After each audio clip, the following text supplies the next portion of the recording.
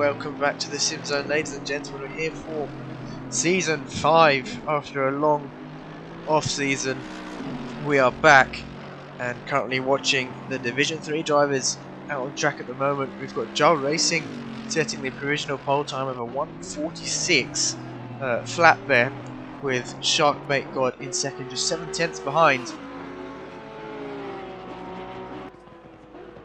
And he's just started a lap. Currently running the Porsche, and we know the Porsche is quite a quick car here at Hungaroring.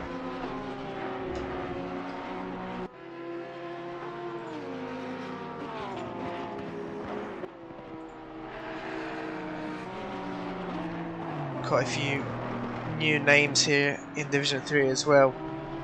We should have some more drivers signing up shortly, but as it stands, we've got the top 4 within a second of each other here in this qualifying session. 3 drivers still yet to set a time, and only 3 minutes left of this session. It looks like Sharkbait God, who's got some traffic in front of him, it's not going to help his bid to improve his lap time here. But Muzzy currently sitting in P3, running the 286 Ferrari. We've got a few Ferraris here in Division 3, a few Porsches as well, which is good to see, and they should be definitely challenging for a top 5 in this race. But the Mercedes, the NG, surprisingly good at Hungaroring, is sitting on provisional pole. That's toured into the pits now. Akrel, a new driver, sitting in P7. Let's see who's about to cross the line. I believe we have the number 664 car of Sharkbait God crossing the line, but he's going to, I think, abort his lap. He's possibly going to return to the pits then, and Joel Racing has improved. The 1:45.4 then, the second clear of any other driver here in Division 3.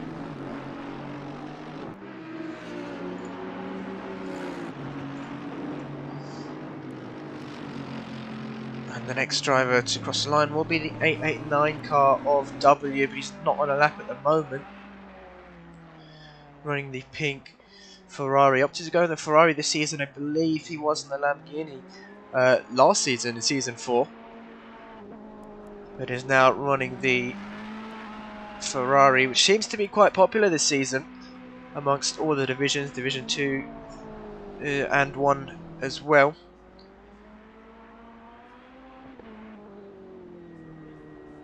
But the next car to cross the line on a valid lap will be Edris, also a new driver here to the SimZone, running in the Porsche. He's 1.9 seconds off at the moment. He's only got a few more corners to go here, these last 2 hairpins. Very easy to get them wrong here. You can see they're just taking a slightly different line and coming up to the final corner. Keeps it tight, uses some of the curb on the exit. Is it going to be an improvement for Edris across the line? Yes it is, but it's not enough to displace W there in P4. They've got a bunch of cars. Awesome Gumball sitting in P10, hasn't actually put a lap time in. He's going to have one more lap after he crosses the line, but will it be valid for him? Yes it is. Puts it into P6 there, 1.7 seconds off. The number 44 car, oh, looks like we've had Muzzy approve, puts it into P2 there, 8/10 off now of Joel Racing. The 222 car then, Akrel in P7, 2 seconds off now. And then the next car will be the 88 car of M. Ferrer, who does put it into P9 there, and we've got Sharkbait God and W into the pit, so that's their qualifying session over. You can see the timer has hit 0, so anyone crossing the line now will have their qualifying session finished. And looks like Tord crossing the line, not on a lap either, so he's going to be returning into the pits.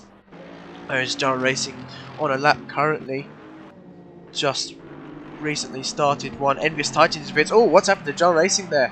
He's gone off, so that's his qualifying session over as well. That would be invalidated for him. And let's have a look at Edris. Will he be able to improve this time round? And the track here, very warm at Hungaroring, 35 degrees track temp, 26 degrees ambient temp. There we go, Edris using much more of the track this time around. It could be an improvement, but seems to have gone slightly wide. No, went for a late apex in the final corner. Is it going to be an improvement for Edris as he crosses the line now? Yes, it is. Puts it into P3. Very good lap there from the Porsche 407 driver. And then the number 15 car of Awesome Gumball coming through the final corner as well. Let's see if he can improve as well. You know that Awesome Gumball hasn't really been enjoying the Aston, but he does improve. Puts it into P4, jumping up 2 positions there. And Muzzy also improving, getting closer to that provisional pole time of Joel Racing. And he returns it to the pits. M. Ferrer now coming through the final corner. I believe the last car to finish his lap on this qualifying session. Is he going to improve? And no improvement there for M. Ferrer, but there you have it. Joel Racing taking taking pole position here in this qualifying session on a 1:45.420, and Muzzy lining up on the second row with him. But make sure to stay tuned because we'll be back in about 5 minutes for the start of the Division 3 race.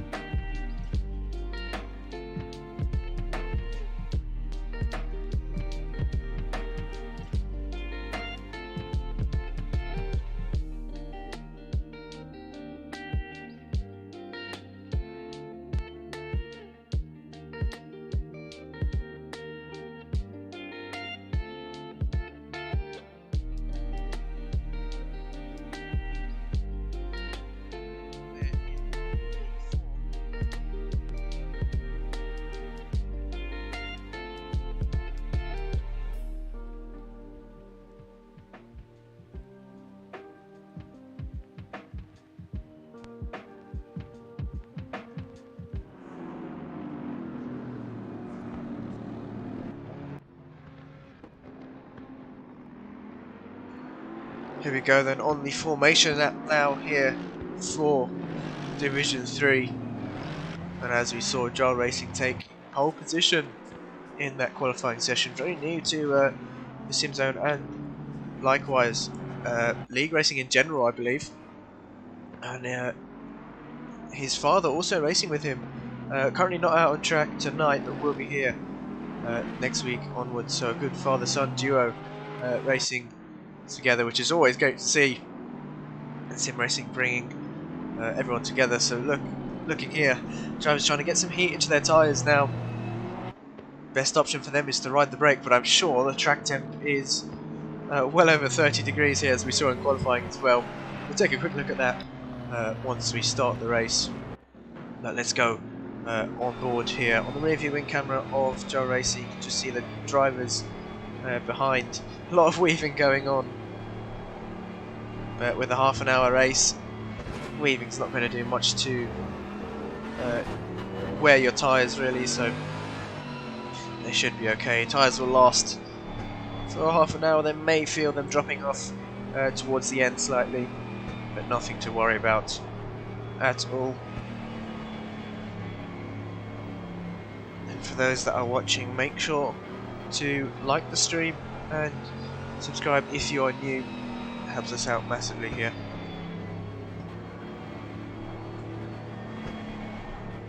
And also a big thanks to all our patrons here at the SimZone. I'm not sure if I've missed a few out, but if I have, please let me know, and I'll add you back. And there's quite a few to keep track of now, so yeah, I do miss one or two now and then. But drivers seem to be lining up side by side now, getting ready for the race start. Let's get your predictions in the comments, or who you're rooting for even. I know a lot of new drivers here, so they may not be known, but if anyone is here supporting them, please show your support for them in the comments. We'd love to see who you're rooting for. It's around the final corner now for round 1 of season 5 here at the SimZone.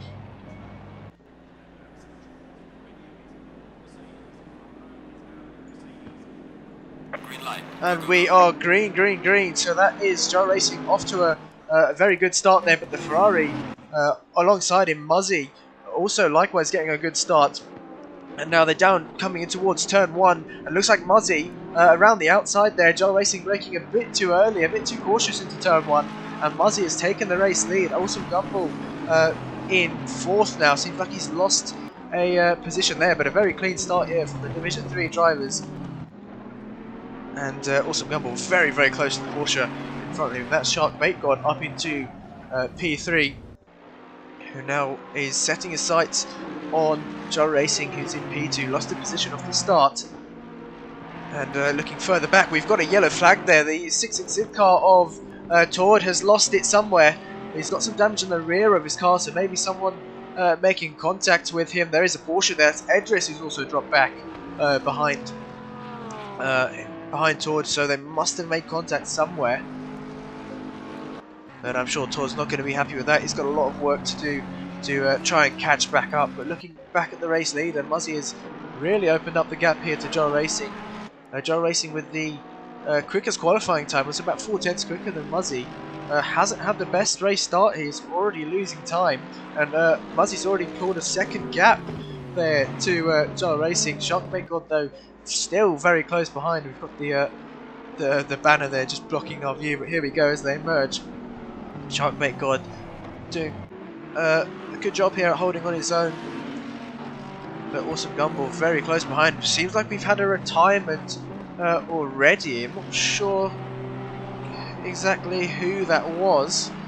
I think it may have been M. Ferrer. Yes, it was. So it may have either been a retirement or a disconnection. So I didn't see him involved in any incidents, but Awesome Gumball having to defend the inside here, coming down towards turn 1. W looking for a move around the outside. Wasn't able to get it done, so he's slotted back in. Now coming down towards turn 2. This long left-hander, or even a hairpin if you'd like to call it. then back over to the right for this short straight before we go up towards this corner called Blind Man. Surprisingly, it is quite a blind corner.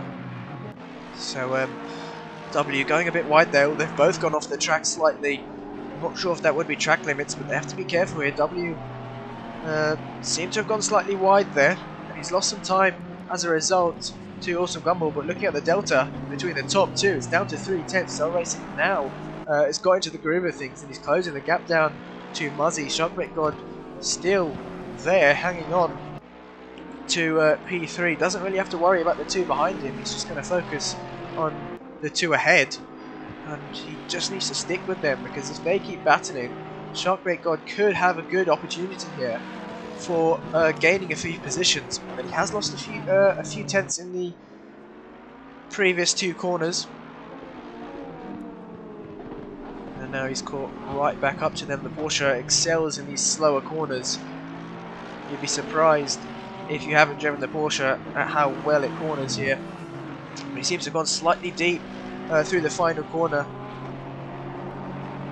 SharkBait really going for that late apex, and now looking at the top two. That's Muzzy having to go defensive. He's kept the car in the middle of the track. Joel opting for the outside. He's going to be later on the brakes here. Looks like he is slightly. Muzzy's going to hold the inside line. Joel racing on the outside.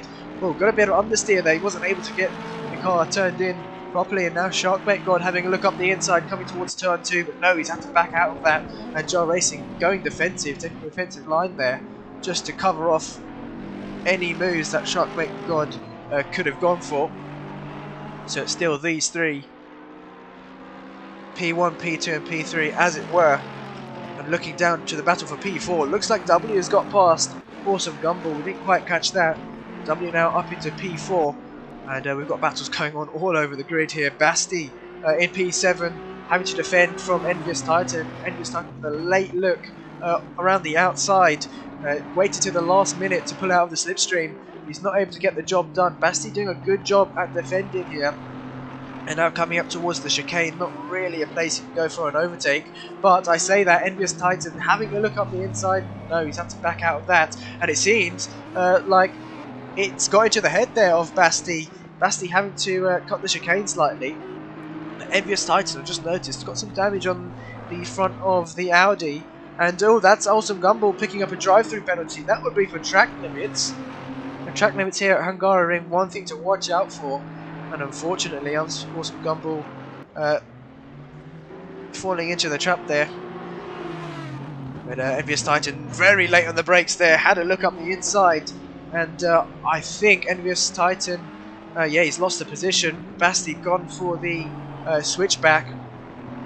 But Envious Titan with some questionable moves there. A bit of a lunge down the inside, but glad they didn't make any contact.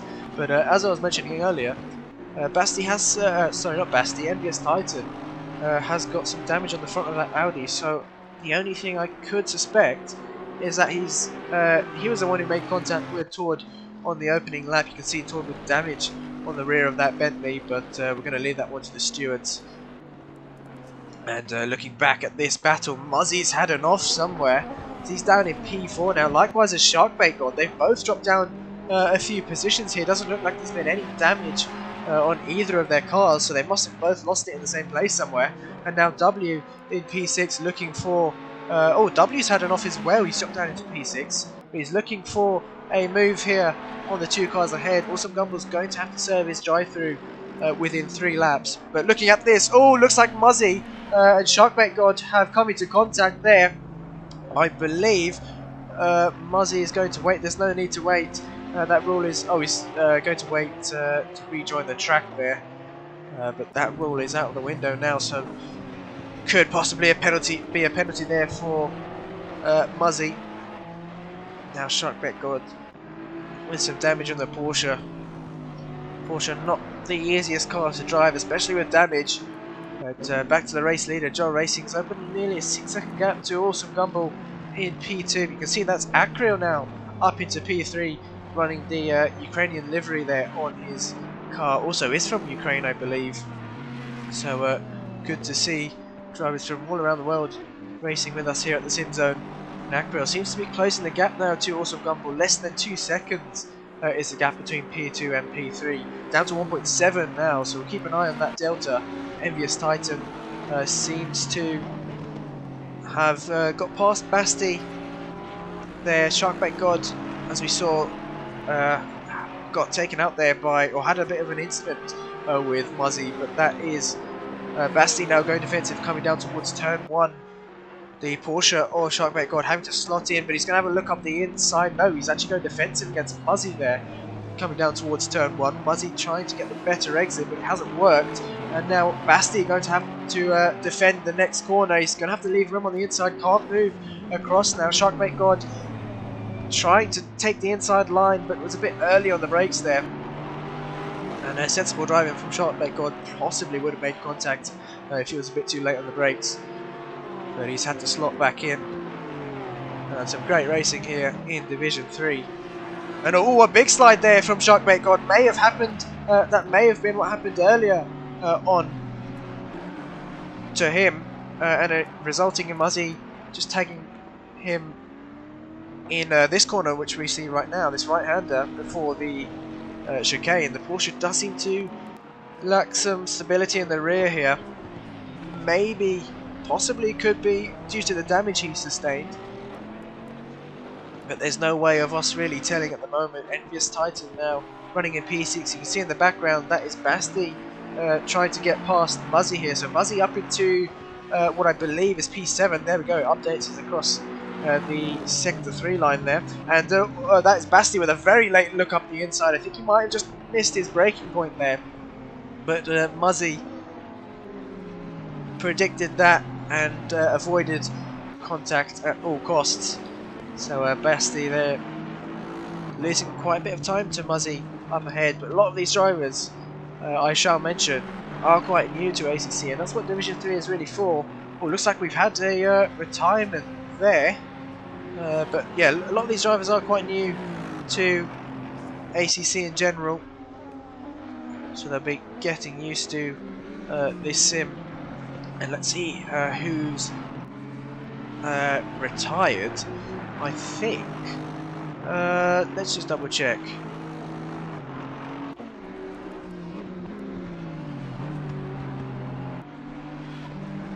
Has it been no, Muzzy's still in the race. W? Yes, no, W is still P2, sorry. Acril. Oh, Acril! I think he may have had a disconnection. He was running in P2 before this. So he's definitely had a connection issue there. Let's hope he can join back. Really not sure what's happened.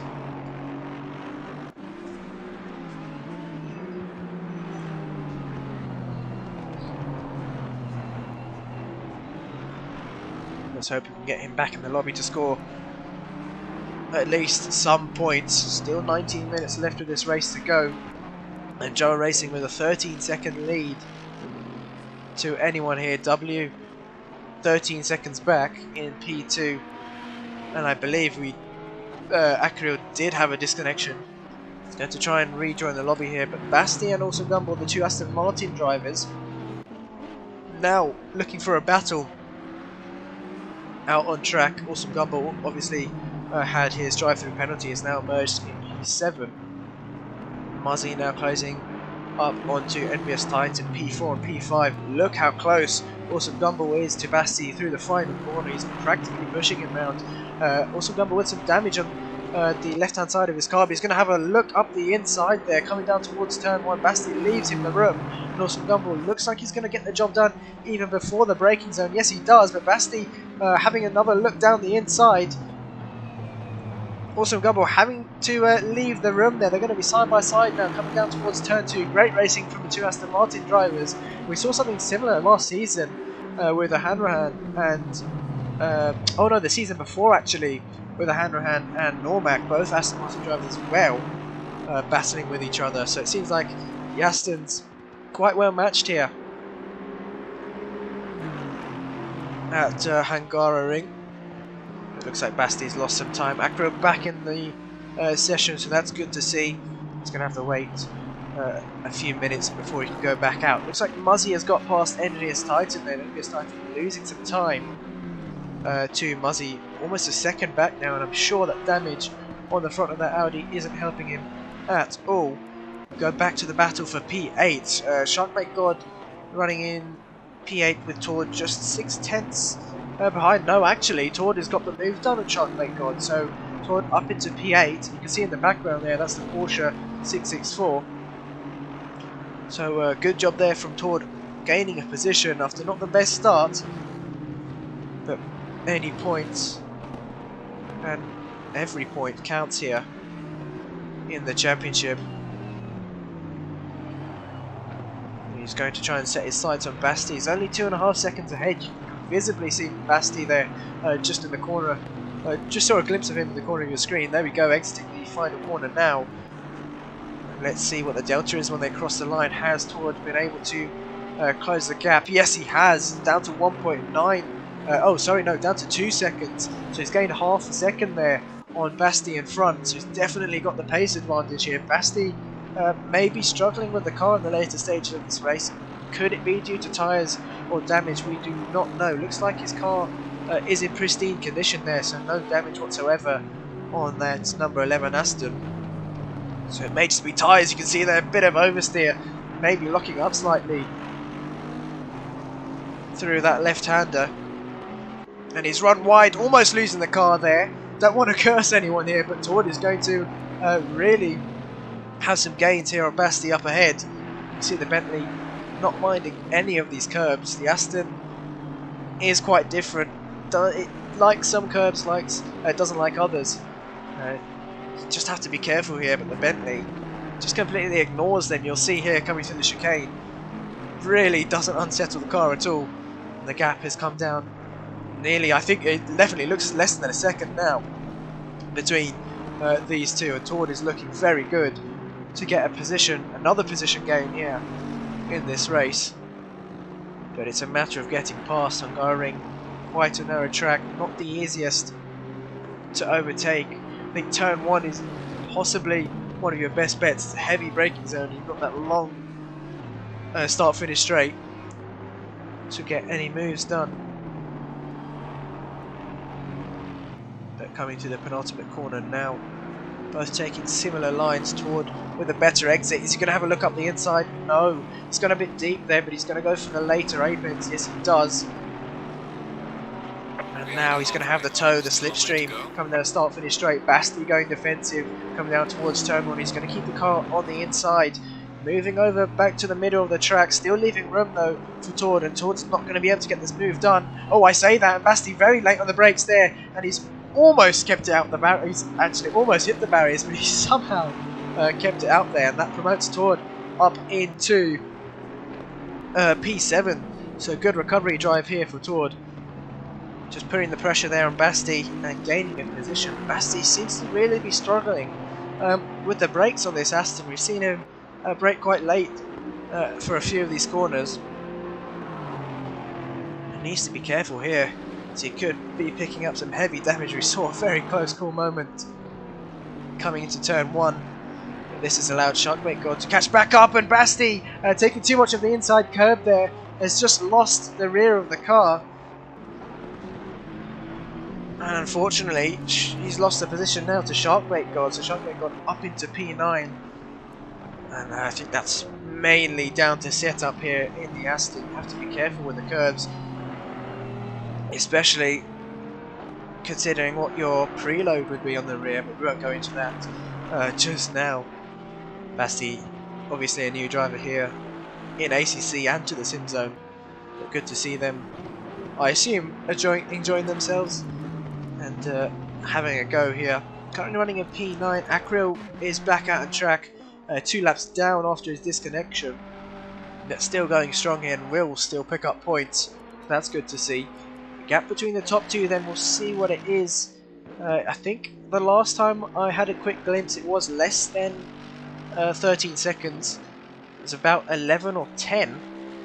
So it is coming. Oh no, it's gone back up to 14. So W possibly with a mistake somewhere, or Joel Racing has seen the delta coming down and he's responded to that pressure. But now the field slightly spaced out. Edris running in P3, 13 seconds back though to W. Muzzy 5 seconds back. Oh, jumping over the curb there. Somehow kept the car together. But you can see he's got some damage on the front end of that Ferrari as well. But running in P4, a strong P4 here. Muzzy also being quite new. Raced with us last season, but still fairly new here to the SimZone and ACC in general. Envious Titan then running in P5, 6.5 seconds back to Muzzy. Don't really think Muzzy is going to see Envious Titan as a threat at this point in the race, with just 12 minutes left to go. 6.5 seconds, quite a lot of time to find him. You can see Awesome Gumball in P6. Oh, that is a disconnection there from one of the drivers. Looks like I'm trying to find out, doing my detective work, see who's disconnected here, and I think, let's see, Edris has disconnected from the session. That's unfortunate to see.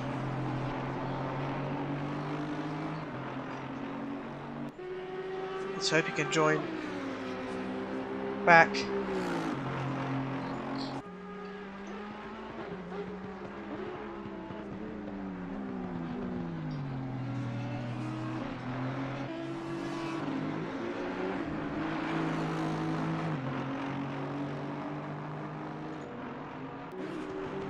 Now 11 minutes left of this race, and Awesome Gumball seems to be closing the gap down to Envious Titan just up ahead. 2.4 seconds between the two drivers, and Awesome Gumball, I'm sure, definitely has the pace of Envious Titan. Let's see what the gap is now. 1.6. It's really coming down. Envious Titan, you can see just up ahead, seems to be struggling with the Audi.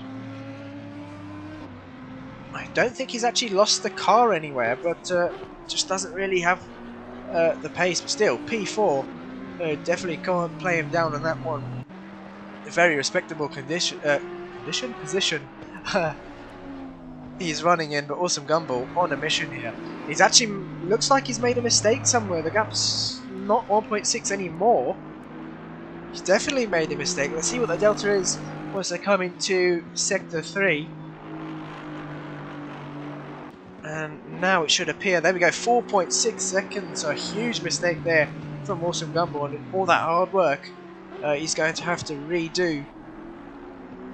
And time is running out here for Awesome Gumball. You can just tell he's pushing the car a bit too much to try and catch back up to Envious Titan. He's running a bit wide there.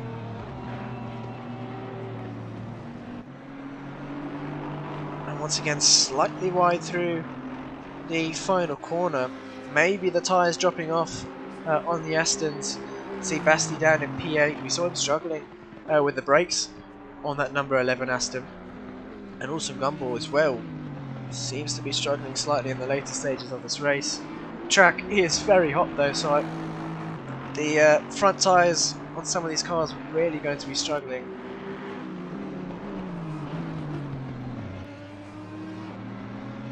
And Sharkbait God now into the pits. That possibly damage, maybe. It doesn't seem to be too much, or it could be fuel, but we have no way of telling, unfortunately.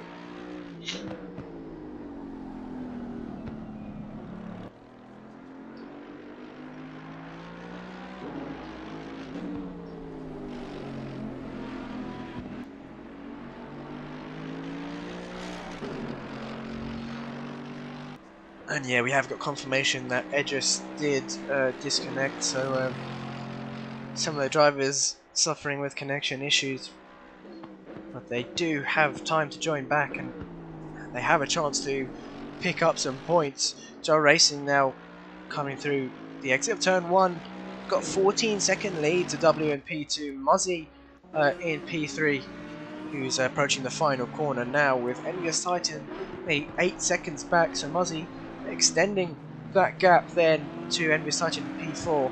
The gap once again between P4 and P5 is coming down. Awesome Gumball now back into the groove of things. You can see some damage on the front end of that car, so that may be why he's got some more understeer than usual.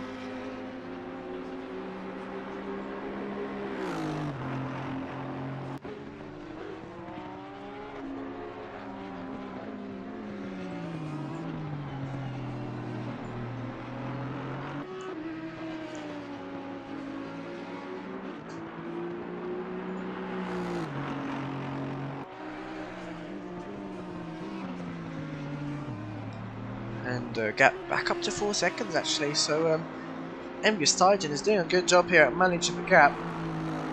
Drivers seem to be a bit spaced out now. Tord is up into P6 after capitalising on some of the drivers' mistakes and a few disconnections there, so a pretty good recovery drive there from Tord. Currently in no man's land at the moment, has Awesome Gumball about 4 seconds up the road. But running the Bentley, I believe he did run the Bentley last season as well. Taking a lot of the curb there, as the Bentley can do. It really doesn't bother the Bentley, those curbs. And Edris back in the lobby, so should be able to pick up some points here if he can get back out on track as soon as possible.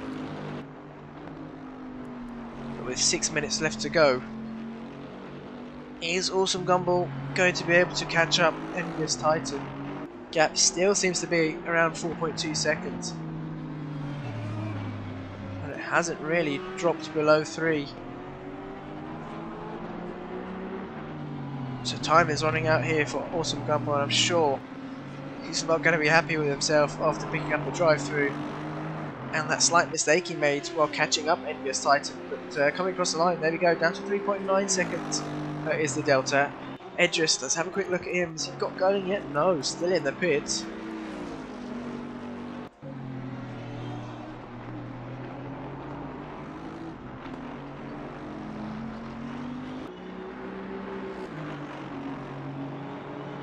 I've got some comments coming in. Jan Both saying Acro just finished the race. Yep, Acro finished the race and pick up some points.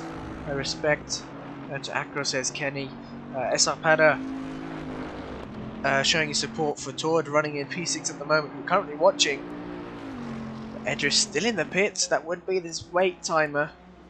I'm sure he should be able to get back out on track.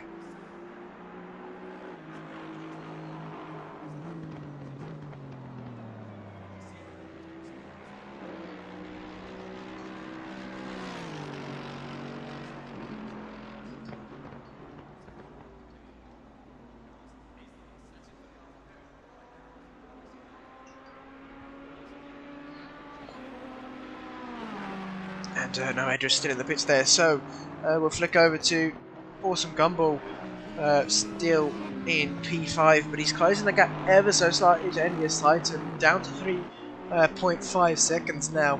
Lightblade and Comms also showing his support for Tord, so quite a lot of support here for Tord in Division 3. And the Drive of the Day voting will be up from round 2 onwards. So from next week we'll have the Drive of the Day voting back up, and that will be live voting, so you can vote for that live on the stream. But 4 minutes left of the race. Jar Racing still leading, a comfortable lead here, 2W in P2. Edris back out on track, that's good to see.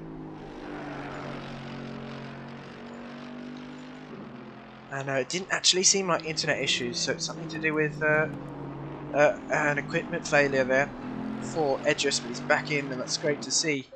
But obviously 5 laps down, still should be able to pick up some points though.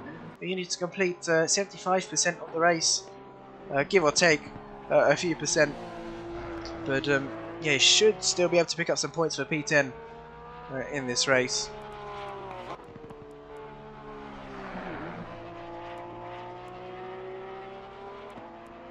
And now the gap between DeedeeTKU and Awesome Gumball has really come down, 2.6 seconds. We saw Awesome Gumball pushing the car, bouncing over the grass there. It's not really going to help his tyres, but you can just tell here he's pushing the car to its absolute limit.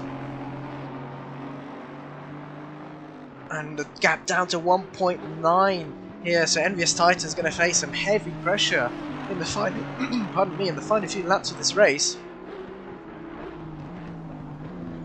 And this is the crucial time to not make any mistakes of both of these drivers. Envious Titan, being fairly new, may be feeling the pressure here.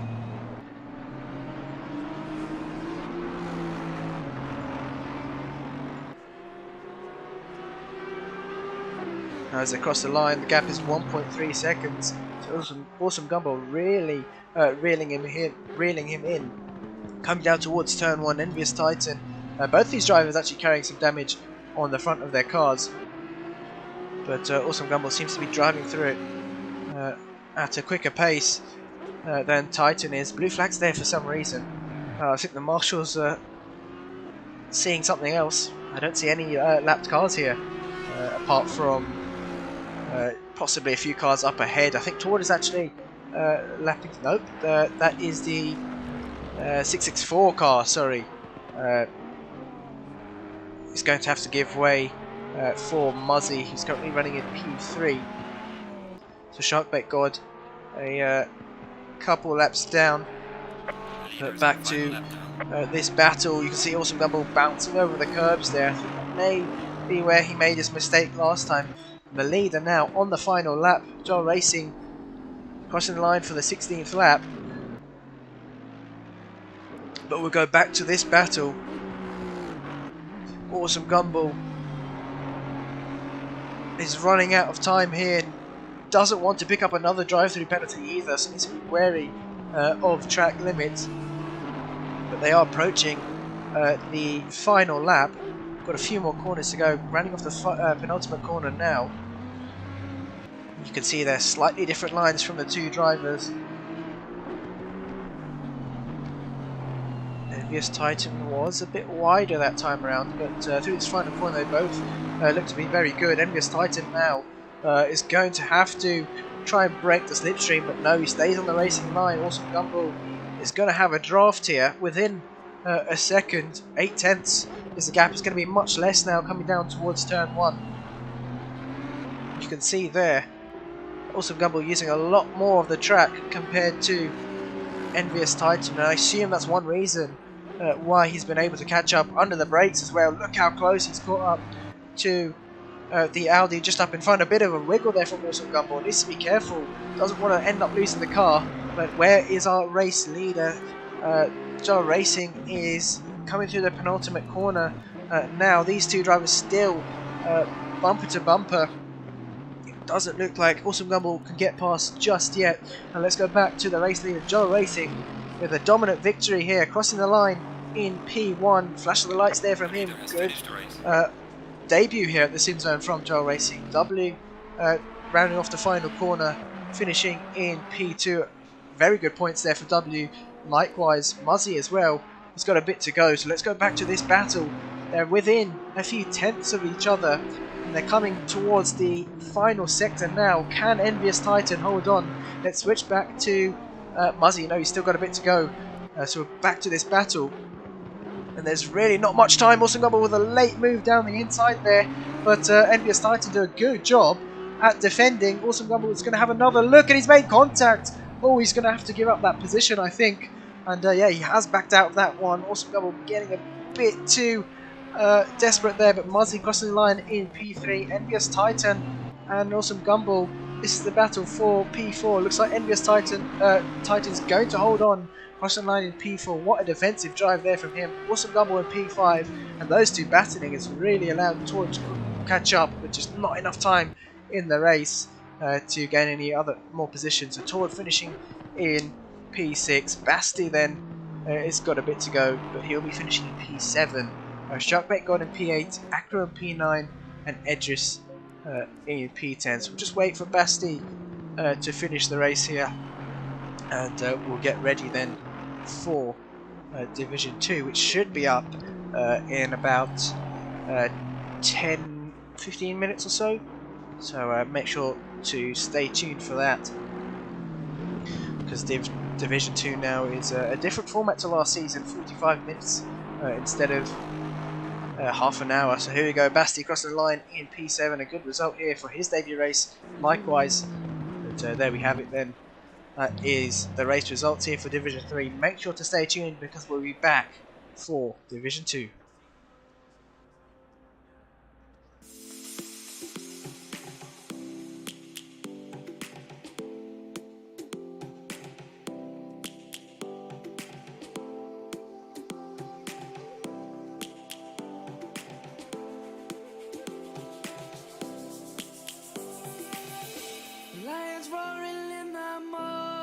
Sun, searching for a longer day. People feeling like the light has just come. We must never stop the way. Birds jumping and I hear my name, grasping into life. Life is happy but it's so insane. We must merely make a start. Savannah, I'm coming home. Savannah, we'll never be alone. Savannah, the beauty of the world. Savannah, let's all take a walk. Savannah.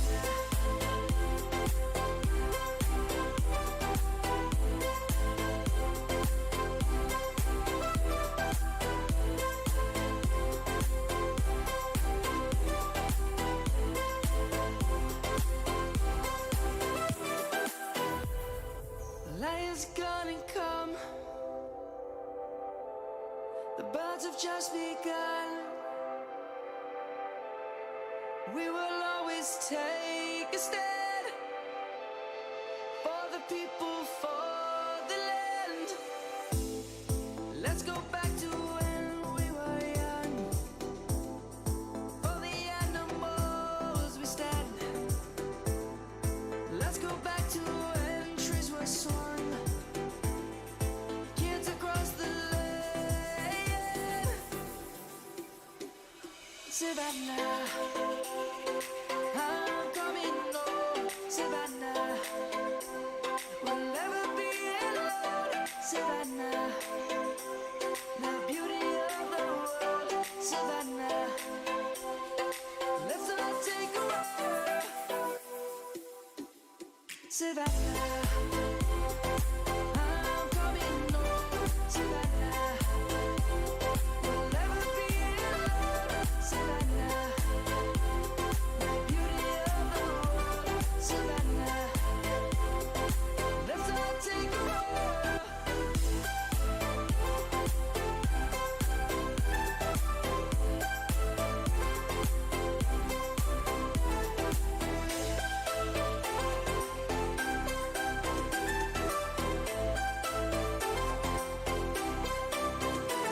Savannah, I'm coming home. Savannah, we'll never be alone. Savannah.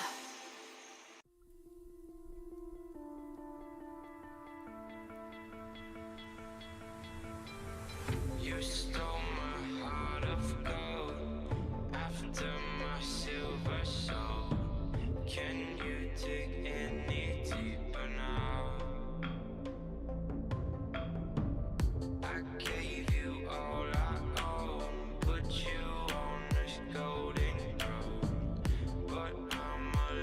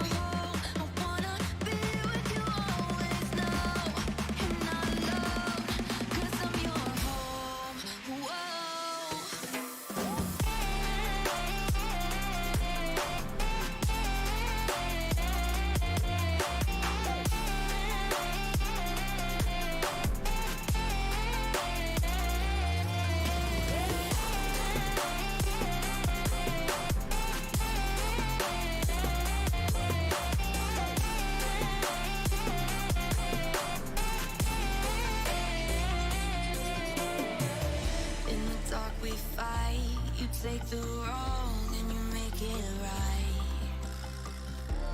Like a firefly, you're glowing at night. So don't make it hard, don't let me go. I wanna hold you tight when you're cold. I'm waiting for your love, you just keep me hanging on.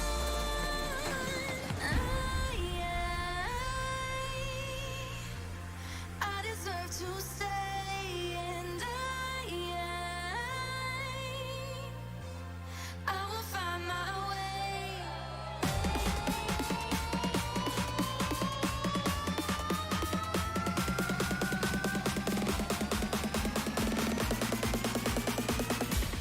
I will find my way.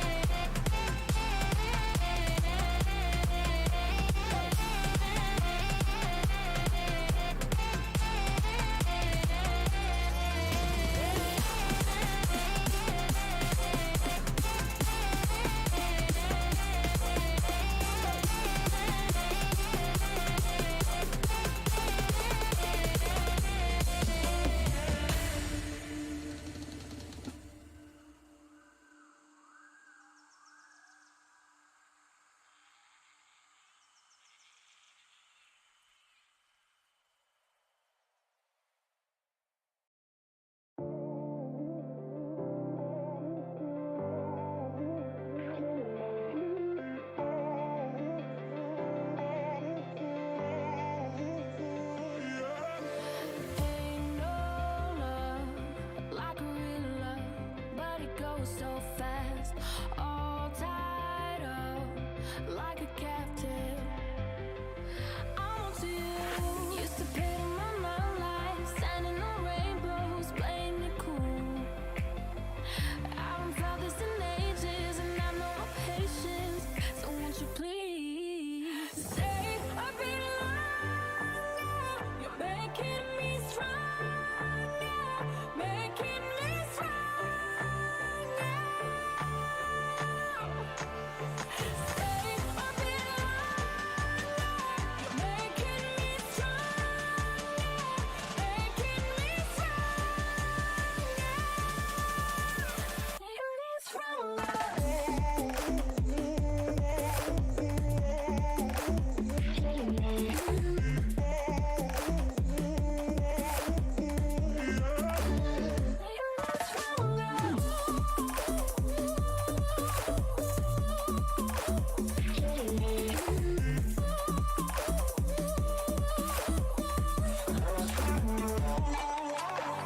Ain't no luck finding real love. Gotta know where to look. Time moves fast, and I've grown up. Yeah, I run to you. Used to pay to my mind life, standing on rainbows, playing it cool. I haven't felt this in ages, and I know my patience. So won't you please stay a bit longer? You're making me stronger, making me stronger. Stay a bit longer.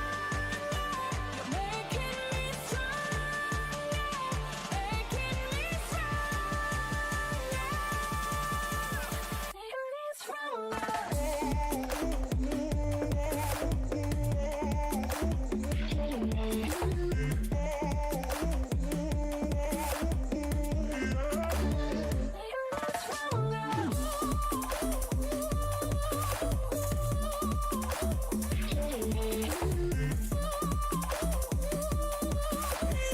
What can I do to make you stay a little longer? You're making me stronger, making me stronger.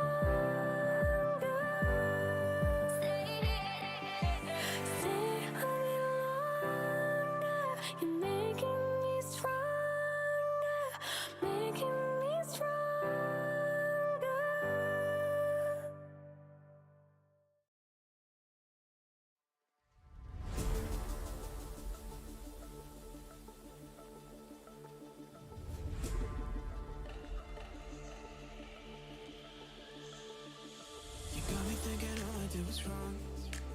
you got all you wanted.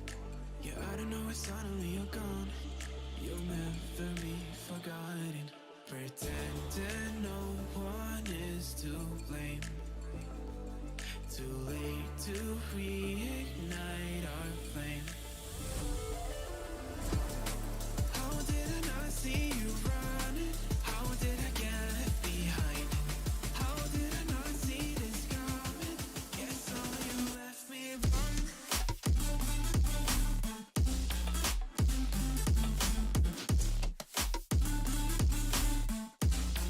Guess all you left me run.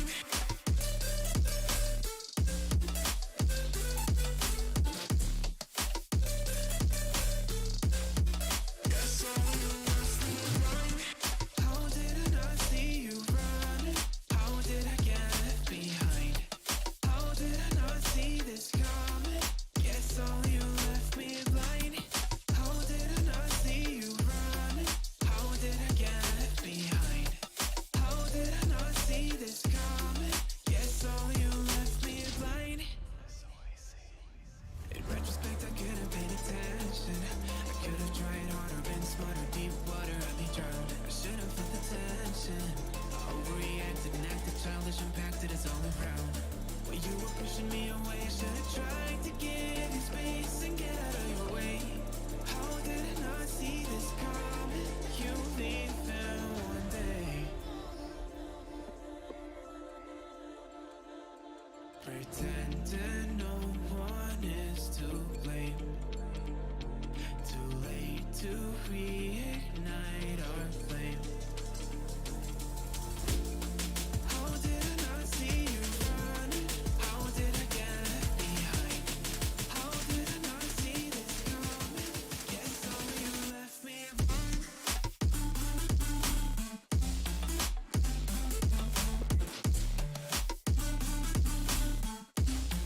Guess all you left me run.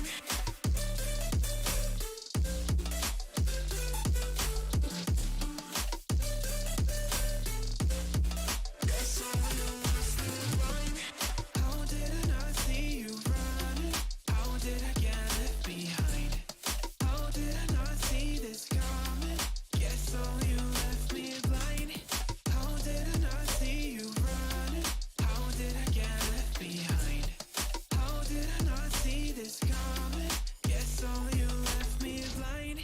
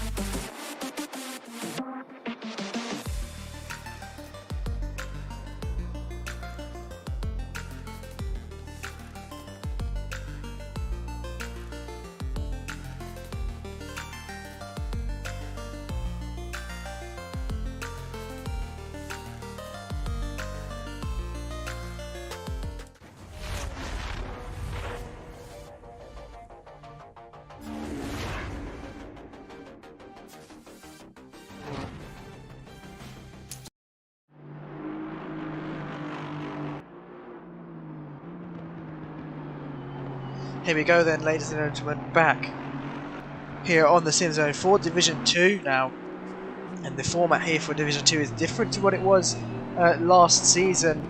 So last season we had a 30-minute race in Division 2 without any pit stop, but this time we've got a 45-minute race with one mandatory stop, and the drivers will have to change tyres. So different to Division 1 where you have to refuel. In Division 2 you have to change tyres, so we shall see some pit stops this race, and there's no pit window either, so it will be down to strategy. Drivers can either pit on the first few laps when the pit window, well, when the pits are actually open, because I believe they are closed by default anyways for the first lap. But yeah, we could see drivers pitting early, we could see some going out long, but right now we are in this qualifying session. 15 drivers out on track, and I believe we are expected to see 16. A few drivers not able to attend, but maybe something coming up last minute for one of those. But out on track, we've got a mixture of cars here. Obviously, the drivers per manufacturer are limited to 4, so you can only have a maximum of, i.e. 4 Ferraris, 4 Mercedes, 4 Bentleys. So it really mixes up the grid, which is good to see. And we've actually got some cars you don't really see. We've got the BMW M6 being driven by our Mobic, a very nice livery there on that car. But no one yet to set a time just yet. It is only a 10-minute qualifying session in Division 2. So not much time to set a lap. And as we know, track limits here very strict, so if you invalidate a lap, it's going to cost you some time here in this qualifying session. Looking at the grid then, the first car to cross the line, if they don't invalidate their lap, let's hope I haven't cursed them now, will be the Devil's Son, running in the Aston Martin this time around. You can see the back end not very stable on that setup, but was using the McLaren last time in Division 3, has now been promoted to Division 2.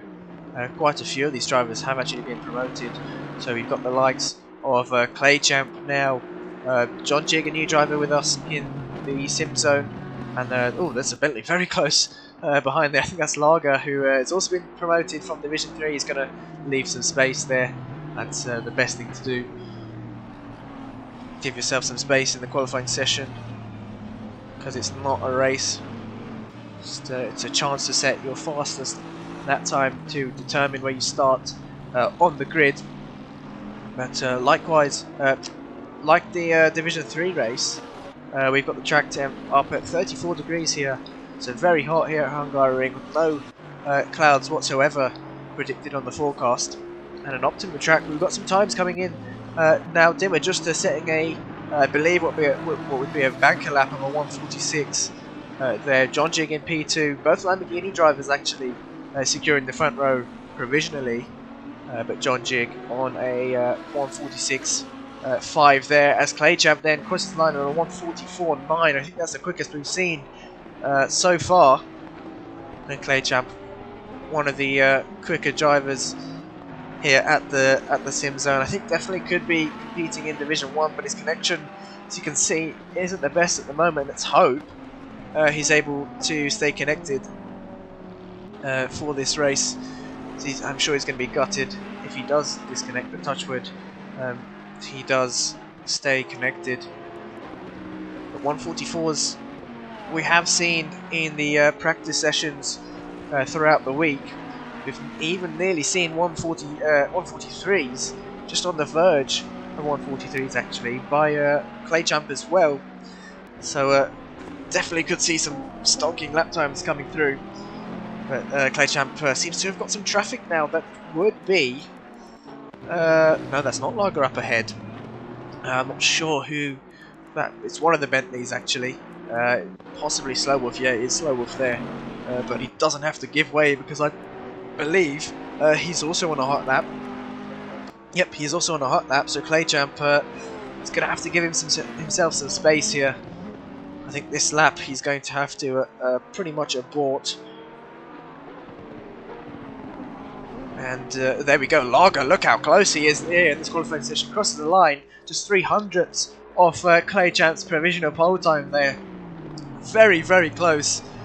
And I think traffic is one of the biggest things here at Hungaroring. You can see now Lager's going to be held up on his next lap. There you go, he's slowing down to give himself some more space, but that's DeedeeTKU he's still got another sector to go. The next car across the line is going to be the 718 car, sorry, the 710 car of Swiss Rolls, who puts it into P5, 2.2 seconds off, and Claychamp did actually improve there. She's done a 1:44.4. Very, very quick lap time here from Claychamp. And no one really able to get close apart from Lager at the moment. Still got two drivers yet to set a lap time. We've got the number 20 car crossing the line. That is Sir Jake. Puts it into P14. It's good to have a lap time in there. But 6.7 seconds off currently. We hope to see some improvements from some of these drivers, but a 1:44.4 is a very, very quick lap time, and I think we may even struggle to see some Division 1 drivers doing that. So Claychamp, definitely one to look out for in Division 2. I think he could definitely be going up to Division 1 next season. We've got a car in the wall there. I think that's the 255 car of Sniff. Oh no, wasn't actually in the wall. Doesn't seem to have any damage. Yeah, no, doesn't seem to have any damage, so maybe just letting a few cars through as he's not on the lap. But TTK still yet to set a lap, running the AMG once again this season. And a very nice livery there. I love that livery. The lime green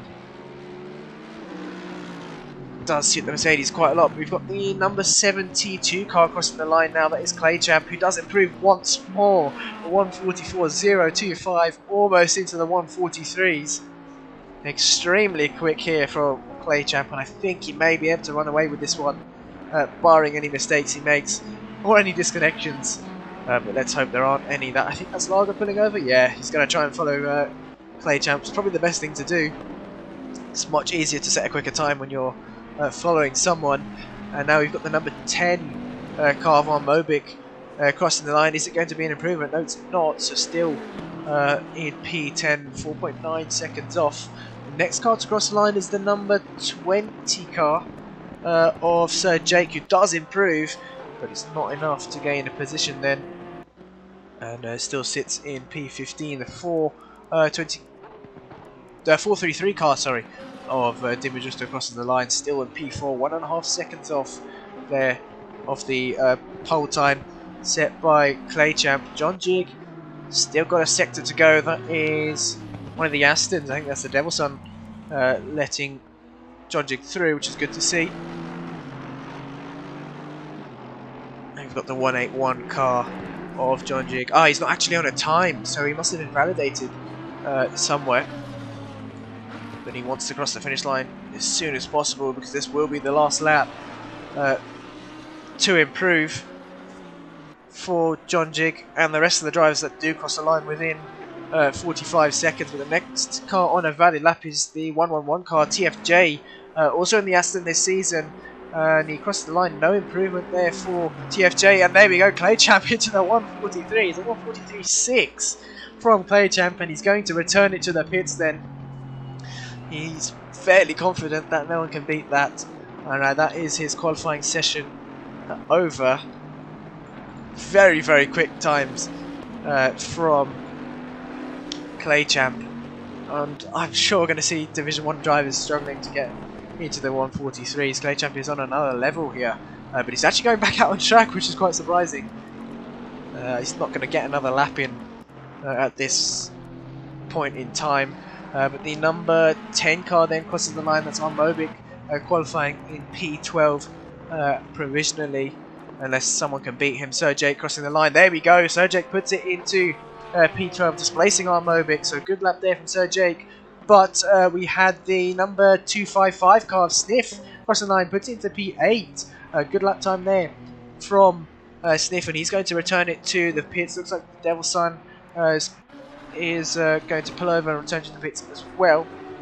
The next car across the line will be the 181 car of John Jig, coming through the penultimate corner now.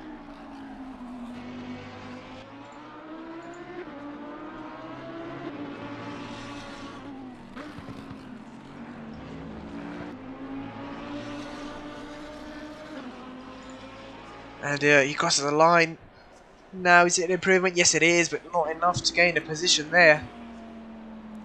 Lager coming through the final corner now. Will he be able to improve?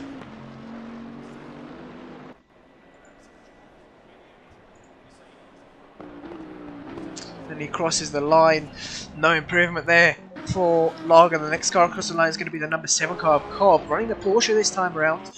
Let's see if it's going to be an improvement for him. Yes, it is. There we go. Puts it to P8. Good lap time there from Cobb. Now the number 12 car, SR Padawan, the Nissan once again. And there we go. Pips Cobb to P8. And there we have it. Claychamp taking pole position here in this qualifying session, a 1:43.6. And with Lager lining up on the front row with him. So make sure to stay tuned. We'll be back very shortly for race 1 here. Round 1 here of Division 2.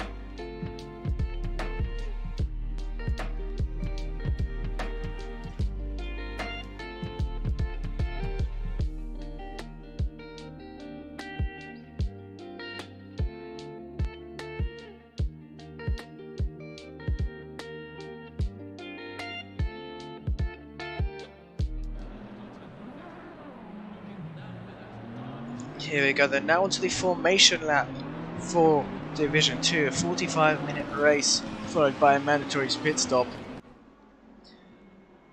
And the drivers will have to change tyres in this race. It is mandatory to do so, but refueling is up to them. I assume most of the drivers will go for what's required to finish the race without refueling in the pits, so it will just cost them more time.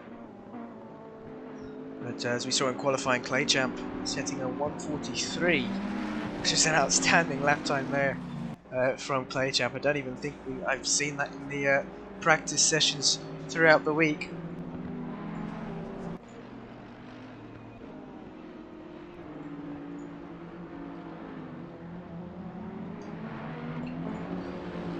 So Clay Champ definitely one to look out for here.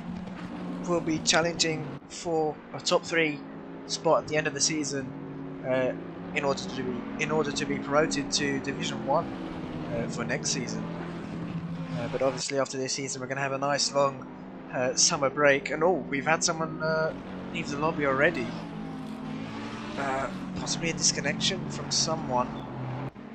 Let's hope they can join back.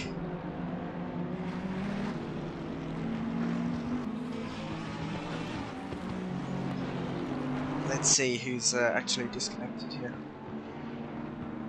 I'm not too sure, we'll have a look after, but let's take a look at a quick track walk here of Hungaroring. Very, very narrow track and not the easiest to overtake at all. But you've got that long start finish straight down towards turn 1, the hairpin, and then down towards turn 2 as well, the left-hander, before we go down the straight up towards the corner named Blind Man. It is quite a blind corner, so interesting corner name that they've given it. Obviously we haven't named every corner here, but into sector 3 now. A very short sector 3 compared to the other sectors. That completes your lap then through the S's and then through the last 2 hairpins. Quite a lot of hairpins here at Hungaroring. Quite a twisty circuit. Will favour some of the more agile cars, such as the Ferraris, the Porsches, even the Astons and the Mercedes, which are quite good in terms of BOP here at Hungaroring. But the drivers now lining up side by side, approaching the final corner.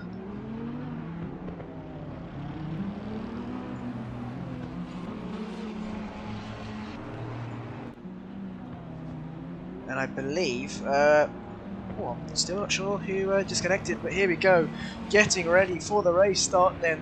We're about to cross the start-finish line, and they will be green in a second, and we are green now. There we go. So Clay jumped off to a very, very good start. The Ferrari has superior acceleration in the lower gears, but Lager on the outside is going to, I think, have to gear up the position into turn 1. Is he going to try and keep it around the outside?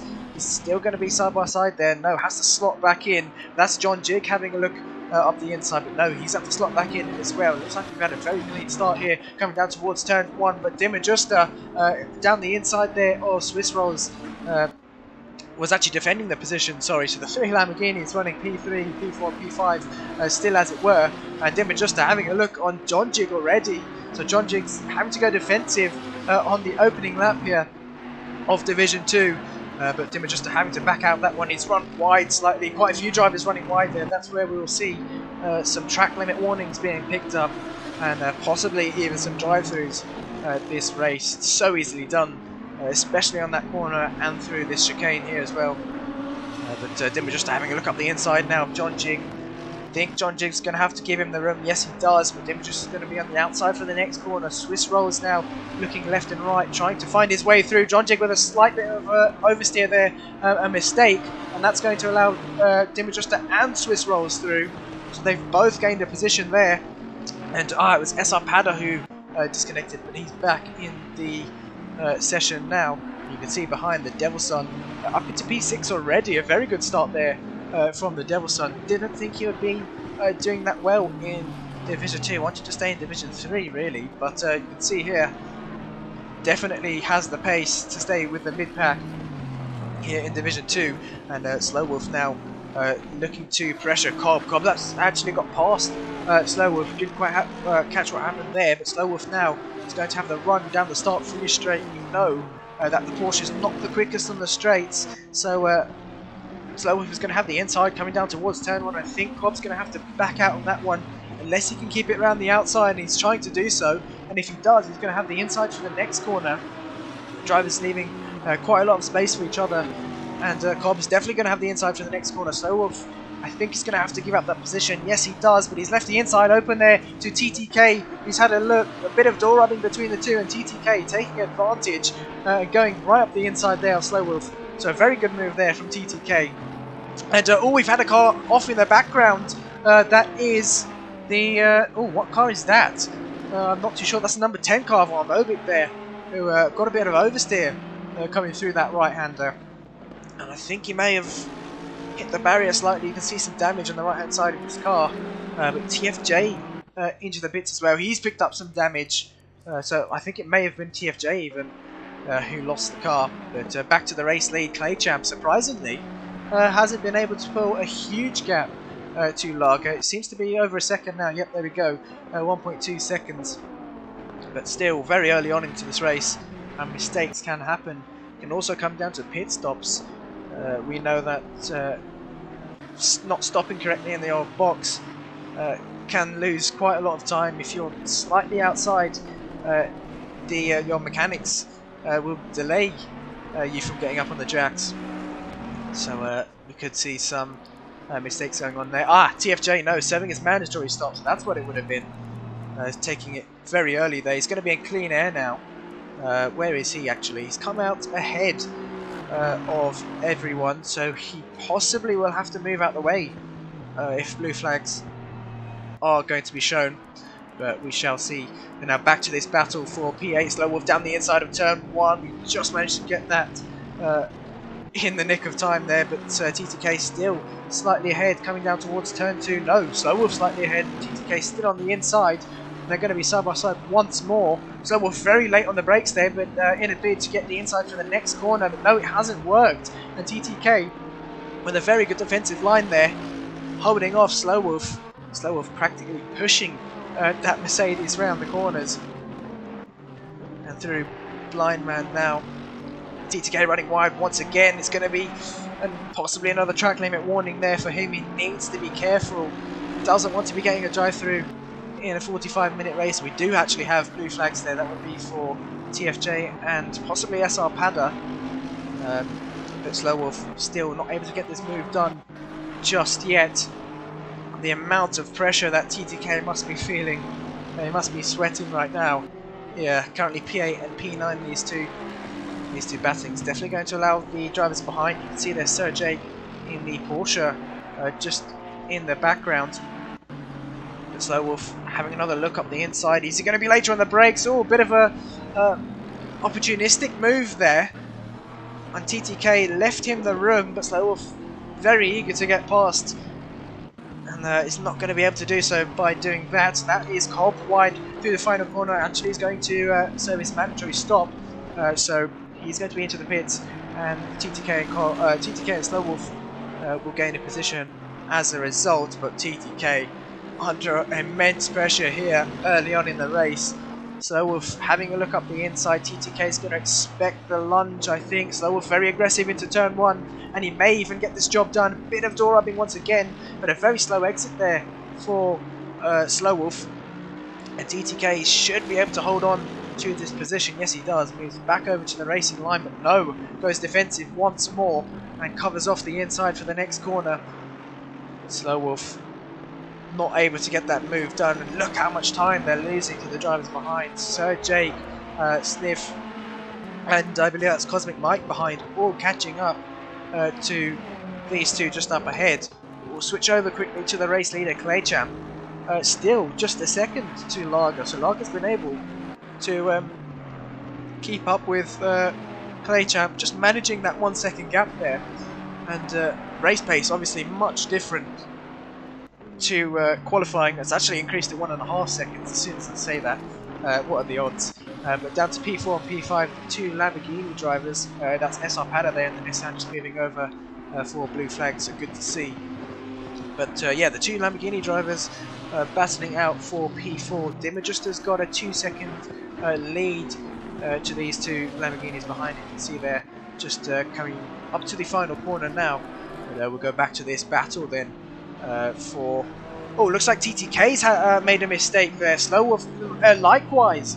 So they've both had some contact somewhere. You can see the damage, and I think that was inevitable by the way they were both driving, constantly defending and attacking.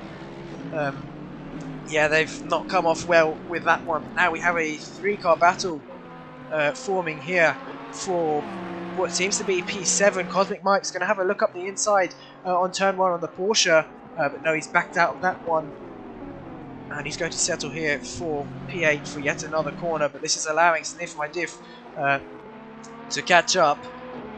And he's pretty much already in this battle. Slowwolf now in the pits for his mandatory stop. TTK opting to keep it out.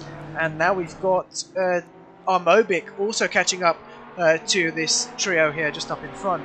So a 4-car battle then for P7. Looks like Sir Jake has opened up a slight gap to the two Ferraris behind him. And he's going to have a bit of a breather. Now that is Armobic wide through Blind Man. And if you're wondering, if you just tuned in, you're wondering why I'm saying Blind Man, that is the name of that corner. Yeah, not sure why they've named it that. But yeah, it is a blind corner, so I guess it kind of fits. But still watching this battle, Sergej doing a good job at holding this gap. It seems like we've had either a retirement or a disconnection. I'm not sure who has disconnected actually. Swiss Rose is still there. Well, maybe Slowwolf is still there as well. So yeah, not sure who we've lost here, but Sergej now having to defend against Cosmic Mike. Sniff My Diff very wide there through the penultimate corner. You can see in the background Armobic and TTK, after his little incident, is catching back up to the pack. Doesn't actually seem like he's got much damage on that Mercedes. Really doesn't seem like anything there. There might be a few scratches, but he seems to be okay so far. I think it might be the rear diffuser that's slightly damaged, but not very easy to see. And he's very late on the brakes to turn 1, but managed to get it stopped in time somehow. And he continues there, but looking back between these three, Cosmic Mike has actually got past Sir Jake there, so good job there for Cosmic Mike, up into P7 already, and Sir Jake dropping down to P8. Sniff My Diff not able to capitalise on anything as of yet, but he's just going to stick with his pack, and he needs to be wary of the drivers behind Armobic and TTK, who are reeling him in the early stages of this race. And the gap at the top has now come down. It was about 2 seconds, and now down to 1.6, so possibly concertina effect. We don't really know at the moment, but we'll switch to the battle for P4. The two Lamborghinis once again battling it out. John Jig with not the best starts, lost a few positions to Swiss Rolls and DeedeeTKU, but he's trying to fight his way back now. Swiss Rolls still keeping out on track, so neither of these drivers up into pit just yet. Track temp very hot here at Hungaroring, so the tyres are going to be wearing down quite quickly, and they're going to feel that towards the end of the race. Actually, towards their pit stop, really, because they have to change tyres. And I think those that oh, that's John Jig down the inside of Swiss Rolls. Very late move there, but Swiss Rolls left the door open, and John Jig taking the opportunity. Very well done there from John Jig up into P4. And Swiss Rolls not able to go for an immediate reply back, so he's going to have to settle for P5 and try and fight his way back. But I think John Jig at the moment has the pace advantage here. Yeah, still trying to figure out who we've lost there. I think we've actually lost Cobb, so a retirement there from Cobb, unfortunately. And that's going to go against him on his results, maybe even a disconnection. But looking back at this battle, SimZone are still managing to stick with John Jig. The gap has opened up slightly to, I believe it's a bit more than 5/10 now. We'll see once they're coming into Sector 3, which should be just after this corner, this right-hander, and they're into Sector 3 now, so yep, 8/10 is the gap between these two. So John Jig slightly pulling away, but we've got the battle now for P8. Sojek still has a bit of a buffer to these two behind him, but SimZone now having to find himself defending against TTK. So TTK on a recovery drive here, looking to gain a position on SimZone. He's going to have a look. No, he's a bit too far back to make a move into this right-hander, but now coming up towards the penultimate corner. He's going to have a look up the inside. No, thinks better of it, but SimZone leaving him the room. I think that may have been a mistake there, but he's going to have the inside for the final corner, so should be okay to hold on to this position. And yes, he is. Hugs the inside there, so TTK can't go up the inside. We've got blue flags for someone. Not quite sure who that would be for. But looking at the gap, the delta, but TTK with a very late move down the inside. I think that was a bit cheeky of him. Not the best move there from TTK, already in the braking zone. But Sniff not going to be happy with that one. I think might go to the stewards, but we'll leave it. We'll leave it for them.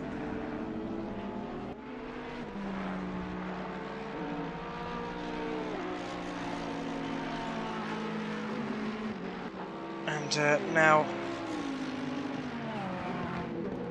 coming through blind man, Sniff is losing some time here to the two drivers ahead. Would have picked up some damage from that incident, but TTK seemed to have got a bit desperate there for a move down the inside. But now looking at the gap between the top two, down to 1.3 seconds. So Lager really keeping Claychamp on his toes here. Definitely not pulling away his Claychamp. The gap's actually decreased slightly, 1.29 seconds now, and it could come down to pit stops here. Claychamp doing a good job of just managing the gap. Lager sticking with him,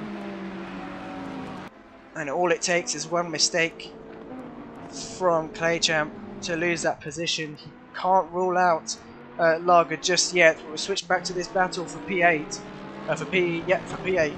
So Jake now is having to find him, having to defend against TTK. So TTK making some gains here after an incident early on in this race. Is he going to have another late look up the inside? The AMG much more straight line speed than the Porsche, and I think it's going to be much cleaner this time around. So Jake's left in the room, but he's going to try and hold it round the outside. TTK leaving him just enough room there, but he's going to cover off the inside for the next corner, and I think he's going to have that job done. So TTK up into P8, and that's SimZone now into the pits for his mandatory stop.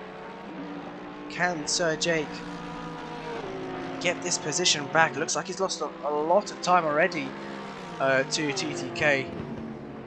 So I think we might see TTK pulling off into the distance now. And ever since John Jig has got past Swiss Wells, the gap has been increasing every lap, now up to 1.8 seconds. So John Jig trying to close the gap to DeedeeTKU, who's had a very good and clean start to this race actually. He's 3.2 seconds ahead of John Jig, but we'll see if the delta is, if the gap's decreased once they both cross the start-finish line here. And we'll get an idea if John Jig is closing in. Yes, he is. He's reeling in that gap to DeedeeTKU. So we could see another battle here for the final podium position. I assume some of these drivers are going to try and keep it out for as long as possible, and have fresher tyres towards the end of the race in case they need to make any overtakes, or if they need to catch up to someone, because their pace at the moment seems quite consistent. Doesn't seem like anyone is struggling with tyres at the moment. and those that have pitted early may struggle with tyres towards the end, just due to the nature of this track and how hot it is, 35 degrees on track.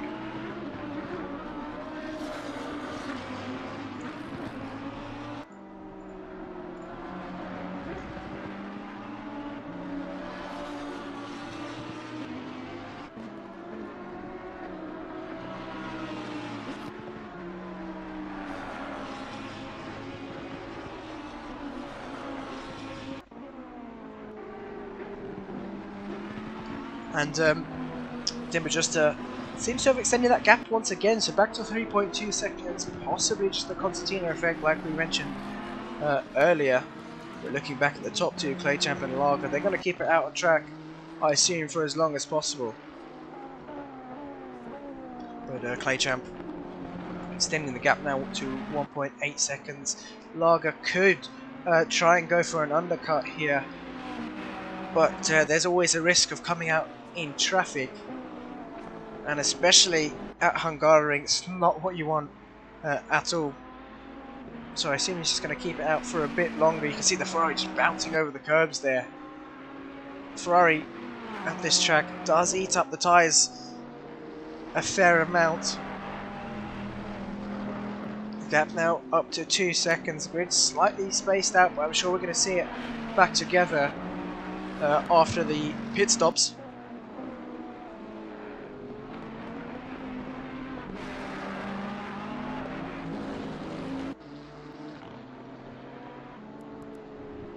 And now looking at this delta between DeedeeTKU and DeHuisRocker, the gap is definitely coming down back to 2.7 seconds between the two. Let's see if we can get a quick onboard here with DeHuisRocker, just to see where he's gaining the time on DeedeeTKU. You can see DeedeeTKU just up ahead there, really not far at all. And one mistake from DeedeeTKU could find himself losing not one but even two positions, because Swiss Rolls is very close behind as well, only a few seconds back to DeHuisRocker just up ahead. They're definitely reeling in DeedeeTKU. So that last lap from DeHuisRocker, 1:46.4, but he's gone quicker this race with a 1:45.5. That would just be due to tyres starting to drop off now. We've still got 25 minutes left of the race. We expect to be seeing a few more drivers pit now, as it is almost halfway into the race. Exiting turn 1, you can see there DeedeeTKU's got a car in front of him, I believe. That would be a car that's on a different strategy. Yep, blue flag's being waved, so they will have to move out the way on the straight. And DeedeeTKU doesn't really want to lose much time to these back markers, and there we go. I believe, no, they're not moving out the way just yet.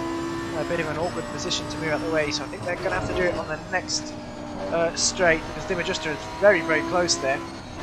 I believe that would be the Ferrari of Sniff. Let's double check that. Yes, it is, and Sniff not moving out the way yet. Blue flags are being waved, so this could potentially be a penalty here for Sniff, who doesn't move out the way.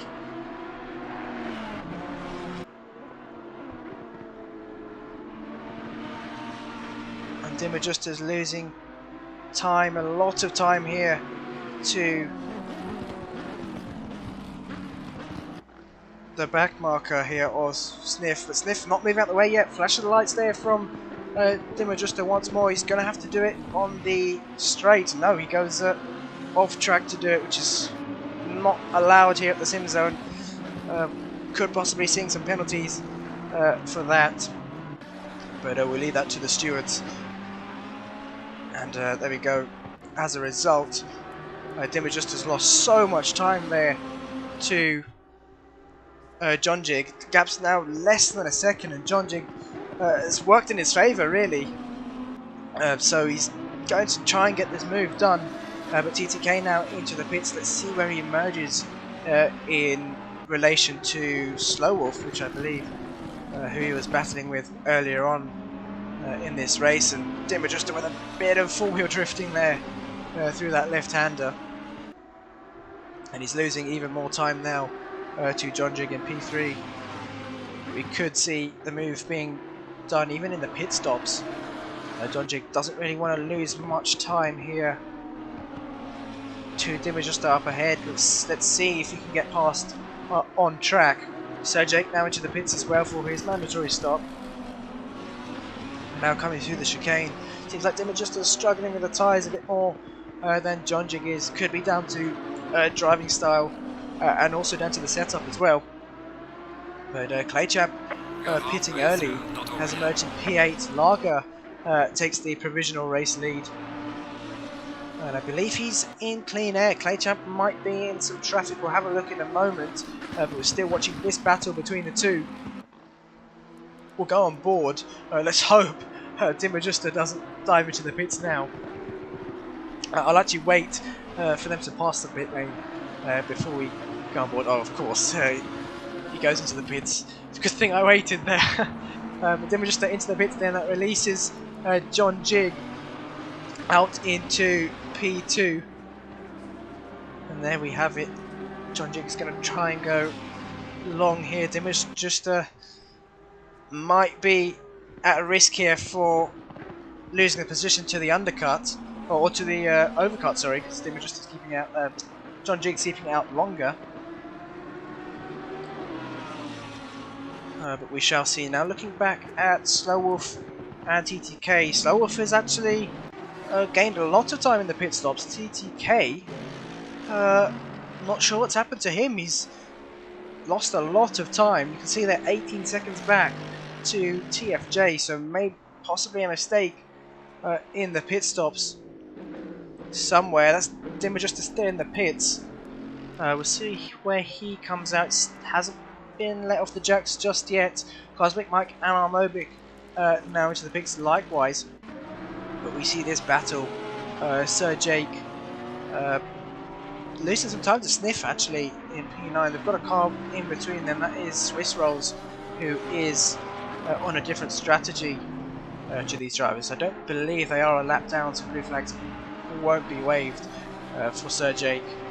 It would just be a case of having to navigate past the cars that are on a different strategy for Swiss Rolls. He seems to have got past, and there we go. Now he's going to be lapping Sniff in front. Let's hope Sniff can do a better job here at letting the lead cars through. Obviously only meant to move over on the straight, but Swiss Rolls now keeping it out on track still for yet another lap. And Sniff is going to have to move over. Now John Jig is into the pits, so this is going to be interesting. Let's see where he comes out in comparison to DeedeeTKU. Will he come out in front? Let's see. He's just stopped in his box now, so keep an eye on them too. But Sir Jake, we've got lots of traffic here. Swiss Rolls still struggling to get past. A bit of a tricky situation here with, I believe that's Armobic, who is batting for position actually. So Sniff and Armobic, I believe, are batting for position. There we go. So Sniff up into P8, so that's why he wouldn't move over, but he's going to have to now on this short straight even before the chicane, because Swiss Rolls is losing so much time here to Sniff, and I think it's definitely going to be a penalty for Sniff if he doesn't move over on the next straight.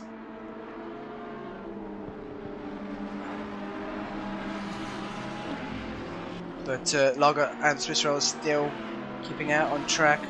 Armobic dropping back slightly. Swiss Rolls still struggling to get past. And there we go, now Sniff moving over. A bit late to do so, but we'll see if any incident reports do come in.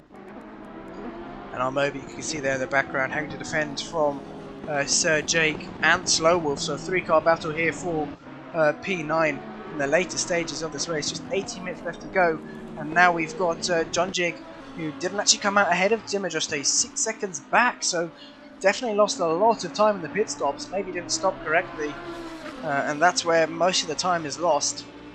That gives DeedeeTKU a lot of breathing room, and he's going to be quite relaxed now in this the second half of the race. But Lager into the pits. Let's see where he comes out in comparison to Claychamp.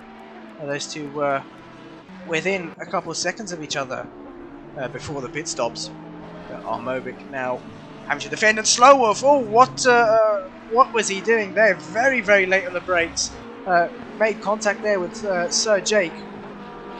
Seemed to have missed his braking point, but Sir Jake somehow has kept it on track, and it doesn't look like his car is damaged at all. There's some slight damage on the rear, but nothing much he's going to be worried about. He still continues, and Slowwolf.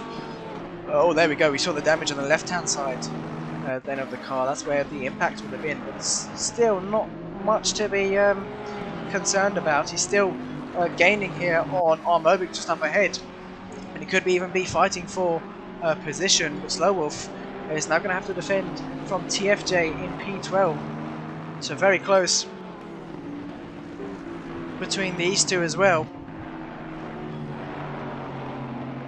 And Lager has come out behind Claychamp, still 1.1 seconds behind, very close. It seems to be a bit less than that. You see the Bentley slightly understeering there through that right-hander, I believe.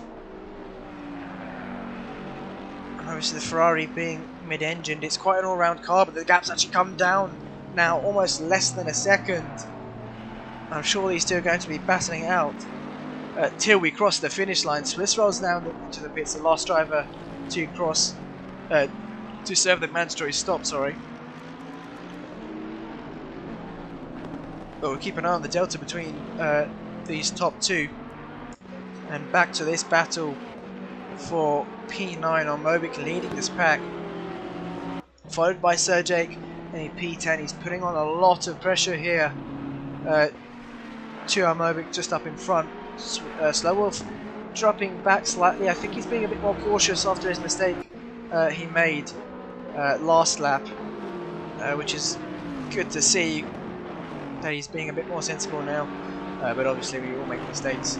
Just could have been a bit too late on the brakes there, and especially with it being downhill and off camber, you can really misjudge your braking point and even lock up there and go straight on, which seemed like what he did earlier when the contact was made. But look at this, he's really caught up now, and Sir Jake needs to be careful, because if he tries to go for a move here on Armobic, he's going to open up the door for Slowwolf to take advantage here, and he's actually got the better exit. He's going to have a look up the inside now. I think he's a bit too far back to get this move done. Yes, he is. He's going to have to tuck back in and wait to get this move done. But look at this, pretty much almost a 4-car battle here in the last 14 minutes of this race. The gap at the top has increased, but Sir Jake left room on the inside. That's allowed, that's invited Slowwolf down the inside. Bit of contact there, but it wasn't much at all, and Slowwolf is going to have the inside coming down towards turn 1. And I think Sir Jake may have to give this position up, or is he going to try and hold it around the outside? Let's see. He's going to try it around the outside, but I think he's going to have to tuck back in, and yes, he does. Slowwolf with a good move up the inside into turn 1, up into P10 then. And now he's going to set his sights for Sir Jake, Armobic, just up ahead in the BMW. The only M6 out on track, and I believe across all divisions the only BMW here at the SimZone. Good to see Armobic trying different cars. I believe I can't actually remember what he was in last season. But TFJ is now close onto the back of this pack, and he's putting on a lot of pressure here to Sir Jake. We saw Jake going defensive coming up towards the chicane. Seems to be struggling now in the later stages of this race, but look at that, a mistake there from Slowwolf, and Sir Jake almost gaining the position there on him, but a 4-car battle, amazing to see at the end of the race.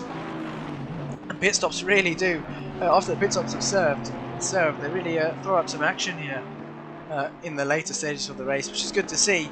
And TFJ having a look up the inside, is he going to go for it? He had a thought about it, but he backed out of that just at the last moment there. I think there would have been contact if he hadn't have done so.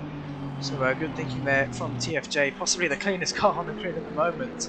But I believe he had some damage on the opening laps, lost the car somewhere, and that's what resulted in him serving his mandatory stop very early on. But a new car here for TFJ this season, and he's still doing well with it. So Jake sticking to the back of Slowwolf. Actually no, there is a slight gap between the two. Slowwolf sticking to the back of Armobik in fact. So doing a good job, but not able to get past yet. Armobik driving brilliantly here, even while carrying a slight bit of damage on that BMW. The gap at the top, just looking at that now, has increased by quite a bit there, substantially, up to 2.6 seconds now. So Lager not able to keep up with Claychamp after the pit stops in the second stint here. They'd both be on fresh sets, but Claychamp on the fresh set seems to be much quicker here. And Slowwolf made a mistake there through the chicane, but likewise Sir Jake, I think, almost following him off, so wasn't able to capitalise on that mistake, and he remains in P11 here.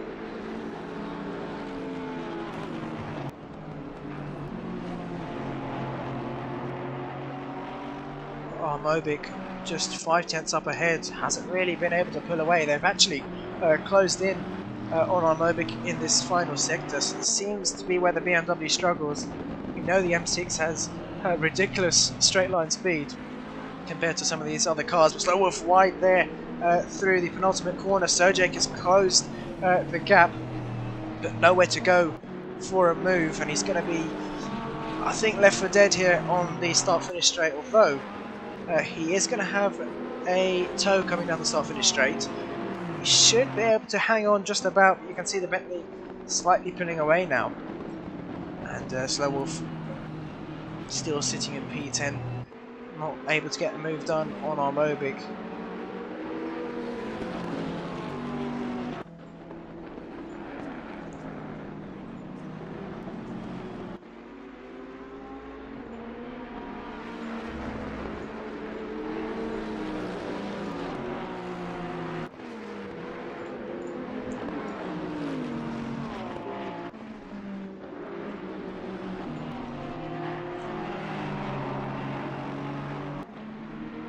And Armobik very wide there, and that's going to invite Slowwolf up the inside. I think Armobik tried to move back across, and no fault of Slowwolf's there.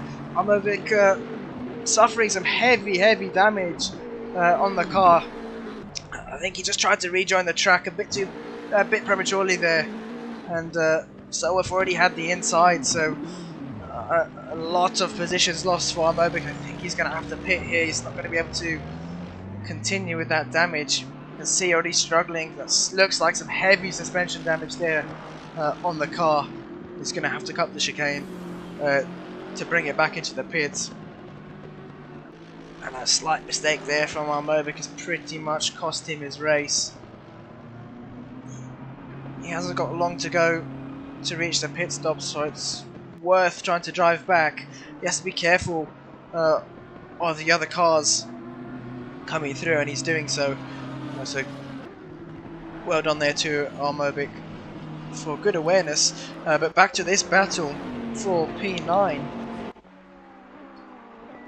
Sojak sticking with Slowwolf here. You can see just up ahead that is Claychamp, and I think Lager's trying to get through there. So blue flag's being waved for these two.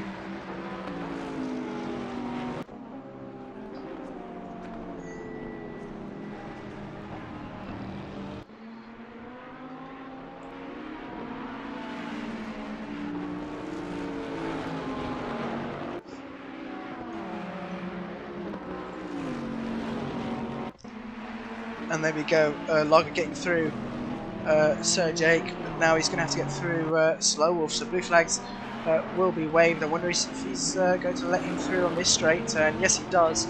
So good job there by Slow Wolf, letting Lager through without any hassle at all. But still, the gap between Claychamp and Lager, 2.7 seconds, with just under 8 minutes left to go. It's going to be difficult to gain that time back, and I think Lager's only really option here is for Claychamp to make a mistake, but I'm sure Lager's going to be happy with P2. Nevertheless, I'm over into the pits now for his damage repairs, and that is Sniff there letting Lager through as well, so good job there by Sniff. It goes wide through the penultimate corner there, and now he's facing pressure from Slow Wolf. So Slow Wolf making so many gains here this race. He's been involved in so many battles, and I'm sure he's going to be enjoying it. Now he's going to have the slipstream down the start-finish straight on Sniff by Diff. Coming down towards turn 1, a bit of grass there being picked up by Slow Wolf. So a slight mistake there from him. Sniff by Diff taking a slightly more compromised line into turn 1, possibly to just cover off the inside. Armobic's going to be in for some lengthy repairs there, and may even lose a position to SR Padda, but we're on board. We'll go on board now with Sniff, as he's going to have to defend here from oh, actually we'll go on board with Slow Wolf here. Sniff having to defend. You can see there taking a much tighter line, and he's gone slightly wide there. I don't think that will be track limits, and you need to be careful here. Slow Wolf doing a good job at applying the pressure, but Sniff hasn't really been phased just yet. He's been holding on very well. We know Sniff from even last season, a good defensive driver, but he's gone very deep there into the corner. Didn't seem like he braked at all. Tried to go flat through there. I don't think he can do to that corner. This is the one that's flat, and he's still not lost the position though, so Slow Wolf not able to capitalise on that, but Sniff hugging the inside there just to cover off Slow Wolf, and he's going very, very defensive, but he's going to leave an opportunity for a switchback. Slow Wolf needs to be careful. He's got two cars very close behind him. He's got late on the brakes there, and he's left the inside open. That's invited Sir Jake down the inside. He's going to be on the outside for the next corner. I don't think Sir Jake's going to be able to get that move done, and Sniff is going to be happy with these two battling, because look at the gap he's managed to pull just by these two battling. So Sniff with some breathing room now. Sir Jake's going to have a look up the inside. The Porsche going for a move into turn 1, but I don't think he's been able to do it. Slow Wolf leaves him the room on the inside. Sir Jake's side by side in the Porsche with better acceleration, but I think when the tighter line, he's compromised his exit, and Slow Wolf is still going to have the inside for the next corner. And Sir Jake's very late on the brakes there. Is that going to allow the Aston Martin down the inside? We'll go back and see what Aston Martin that is. That's TFJ there, and I think no, he hasn't been able to get the move done, so he has to slot back in. And now Sir Jake under some serious pressure here from TFJ, and he's going to defend the next corner. TFJ trying to hold it around the outside, but it's very difficult to do so, especially at Hungaroring. You have to think quite a few corners ahead. You have to plan your move for the next series of corners, really. So it's all about switchbacks and stuff here, with the amount of hairpins and tight corners there are at Hungaroring. TFJ is going to be patient here. Time is definitely running out. I think his best bet is into the heavy braking zones, this being one of them, but he's too far back to go for the move. Let's see how much he closes in on the braking. He's just not able to get that move done. He needs to be much closer before the braking zone to warrant a move up the inside. And turn 1's definitely one of the best opportunities here at Hungaroring. But still, you can see TFJ losing a lot of time in that final sector. The two hairpins at the end.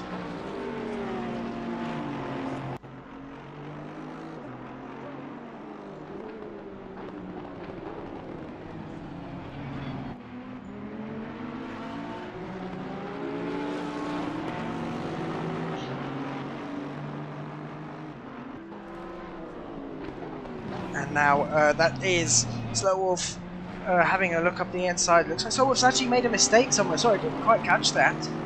But Slow Wolf, with a mistake, DeedeeTKU now in the pits. I've seen what's happened there. He hasn't got any damage, so that would be due to fuel. He's definitely miscalculated there. And TFJ still tucking in behind, wasn't able to get past Slow Wolf. But Sir Jake is up into P9 then. What a dramatic few laps of this race. Few ending laps of this race, sorry. Just 2.5 minutes left to go. Sir Jake defending the inside, but Slow Wolf tried to go for a move around the outside, and he's opened up the door there for TFJ and just invited him in. And there we go, TFJ up a position. Slow Wolf losing 2 positions there. He's not going to be happy with himself, and now TFJ is right at the back of Sir Jake, looking for a move here. I think that's Sir Jake going slightly defensive. Move the car to the middle of the track, but it didn't look like TFJ was going to go for that move anyways. And these two are slightly closing back up to Sniff just up in front, but time is definitely running out. And back to the race leaders. Claychamp and Lager, gap is 4 seconds between the two. Looks like Claychamp is going to take the race win. I hope I haven't cursed him there. It would be a shame for him to be leading the race from the start to have something go wrong now. But he's been so consistent, nothing really has gone wrong for him. And yeah, we definitely have a 4-car battle now for P8.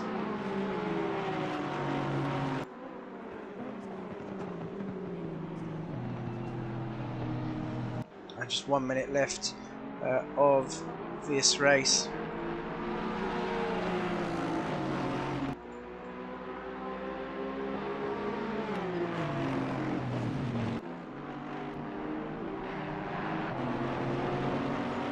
And that looks like Sir Jake having to go defensive against TFJ, and with these three battling, they're really going to struggle to get past Sniff. Sniff is going to hold on here, and Slow Wolf very late on the brakes there. Sir Jake taking a compromised line. That's TFJ around the outside in the chicane. He's got the job done. He's up into P9. What a move there from Sir Jake. No, sorry, from TFJ. That puts him up into P9, and Sir Jake back down into P10, and now TFJ looking for a move on Sniff. Look how much they've closed in. He's going to have a late look up the inside. Sniff is going to try and hold it around the outside here, and he's going to have the inside for the next corner, but TFJ is going to try his chances. There we go, he's got the move done. Sniff having another look up the inside for an immediate reply back, but he's gone very wide there through the penultimate corner. He's possibly going to lose 2 positions here, is Sniff, and I think he's actually lost 1 there to Sir Jake, and now very wide through the final corner. That allows Slow Wolf down the inside, and I think he's going to have that move done coming down towards turn 1, but they're still side by side. Sniff is going to try and hold this off, but he's too far back there. He's going to try it around the outside. You can see there, it's just not really possible into turn 1. The nature of this track, and has he run out of fuel? I think Sniff My Diff has actually run out of fuel. He stopped on track there, and yes, he has.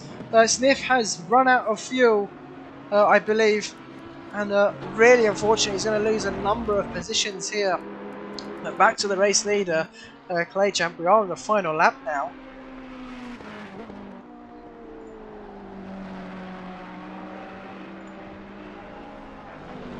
And disaster there for Sniff.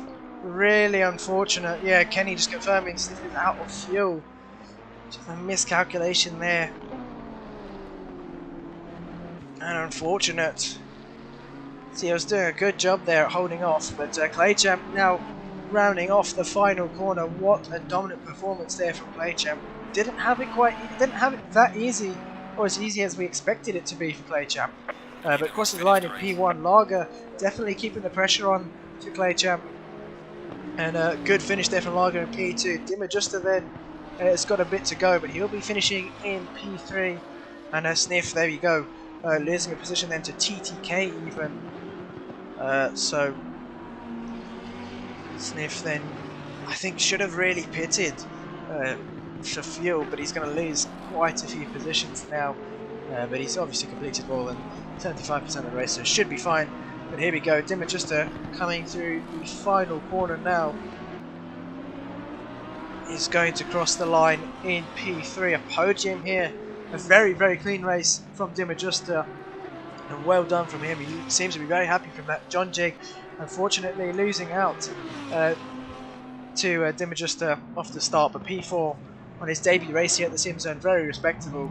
Swiss Rolls then coming up towards the final corner now. P5, strong finish there from Swiss Rolls. The Lamborghinis still finishing next to each other, obviously in a different order to what they were in qualifying, but they pretty much haven't moved there. So Swiss Rolls crossing the line in P5, Cosmic Mike in P6, TFJ in P7, Sir Jake in P8, Slow Wolf in P9, TTK in P10. He just crosses the line now. Stick My Diff is going to be P11, I believe. There's let's see. I think SRPADA may gain his position. I'm not too sure. We'll see once he crosses the line. I believe the last one to finish. There we go. SRPADA crossing the line, and Stiff My Diff doesn't lose that position. So P11 there from him. We'll wait for the full results to appear.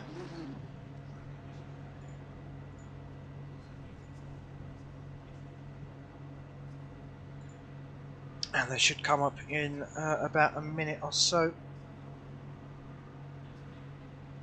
But actually, we'll wait.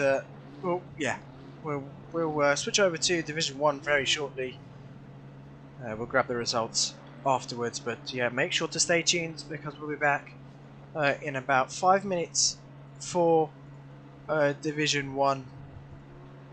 So yeah, grab some refreshments, and we'll see you shortly.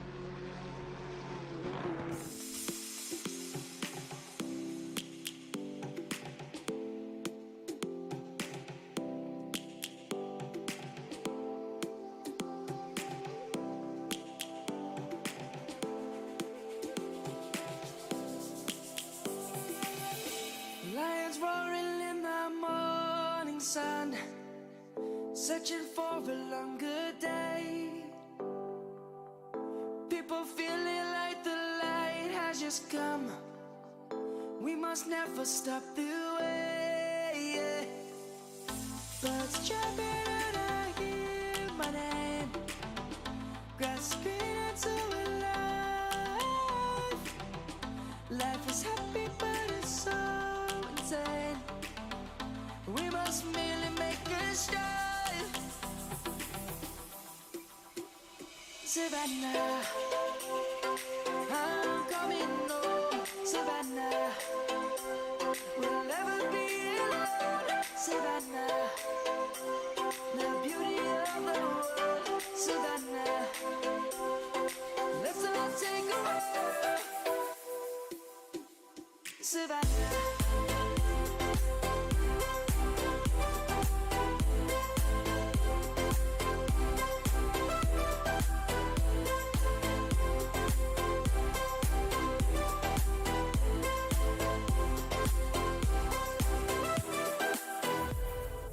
Lions gonna come.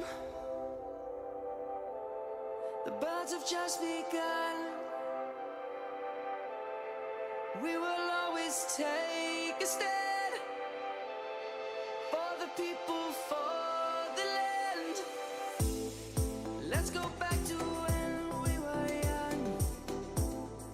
For the animals we stand. Let's go back to when trees were swung. Kids across the land. Savannah, I'm coming home. Savannah, we'll never be alone. Savannah, the beauty of the world. Savannah, let's all take a ride. Savannah, I'm coming home. Savannah, we'll never be alone. Savannah, the beauty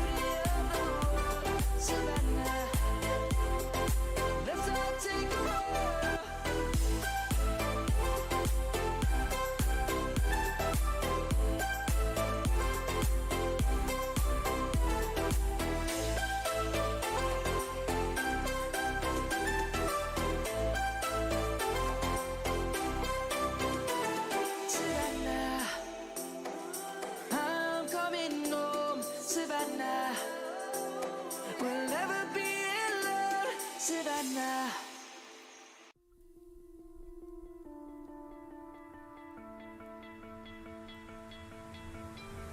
You stole my heart of gold after my silver soul.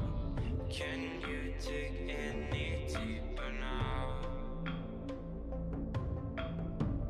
I gave you all I own, put you on this golden throne, but I'm a little stronger now. You cashed in on my promises, you know I'm too generous. Now I've learned to never help you out, 'cause I'm done cleaning up your mess. Found myself in my regrets. I've become a little stronger now, a little stronger now.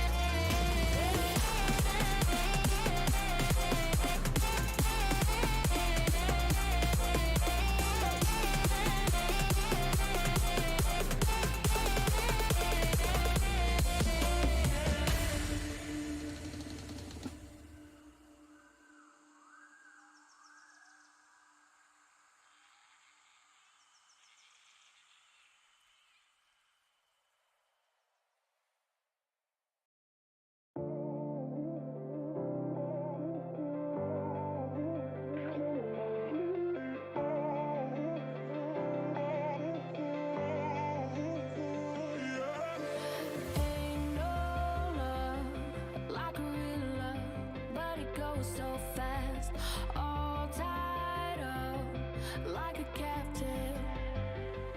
I'm on to you. Used to pay my mind lights, standing on rainbows, playing it cool. I haven't felt this in ages, and I know my patience. So won't you please stay a bit longer?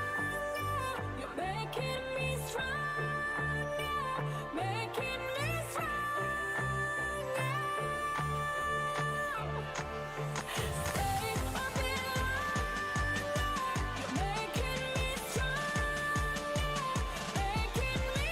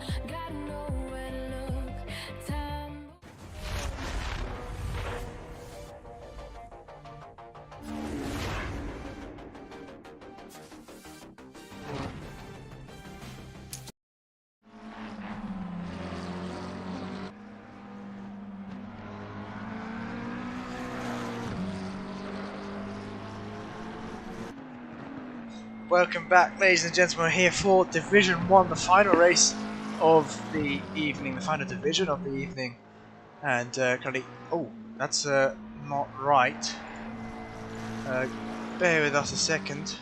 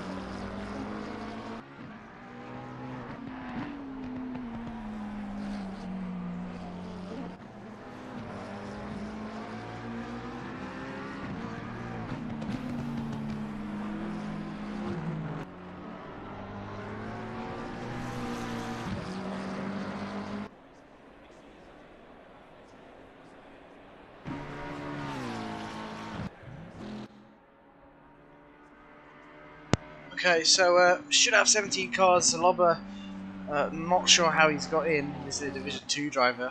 Should not be here in Division 1, but we've notified him of that, so let's hope. There we go. He's got the message. But Bubbles currently setting the provisional pole time of a 1:44.217, followed by Melvin, who we're currently watching now. 5 tenths back Baptista in P3 obviously got promoted from Division 3 actually. There was a few spaces and obviously and already proving himself why he should be here in Division 1. Very close at the top. There's only 3 thousandths between Melvin in P2 and Baptista in P3, and then Viper in P4 is very, very close at the top. Super close, unbelievable. And then Viper in P4, like I said. Euphoric State back racing with us, so good to see. He's in P5 in the pits at the moment. Kingy in P6. Seems like the Bentley has been struggling a bit. I say that, puts it into P2. But 2 Bentleys on the front row now. But we'll see what it means for tyre wear as well. Bubble's still in the pits. Euphoric State back out on track. Seuss 7/10 off. We've got the top 9 all within 9/10 a second of each other, which is unbelievable. The competition this season for Division 1 is going to be so tough for these drivers.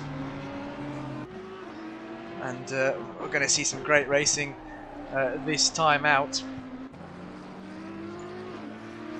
But let's see who's going to be the next car to cross the line. 97 car, that is Kenny, who... no, that's not Kenny, sorry. My bad, that's Ifan, who crosses the line. P15 there for Ifan. Kenny still sitting down in P16. You can just tell how tough the competition is now.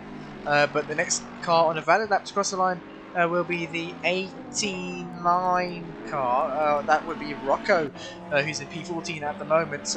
Doesn't seem to have improved there. The 25 car of Miss Santos does improve, puts it into P10.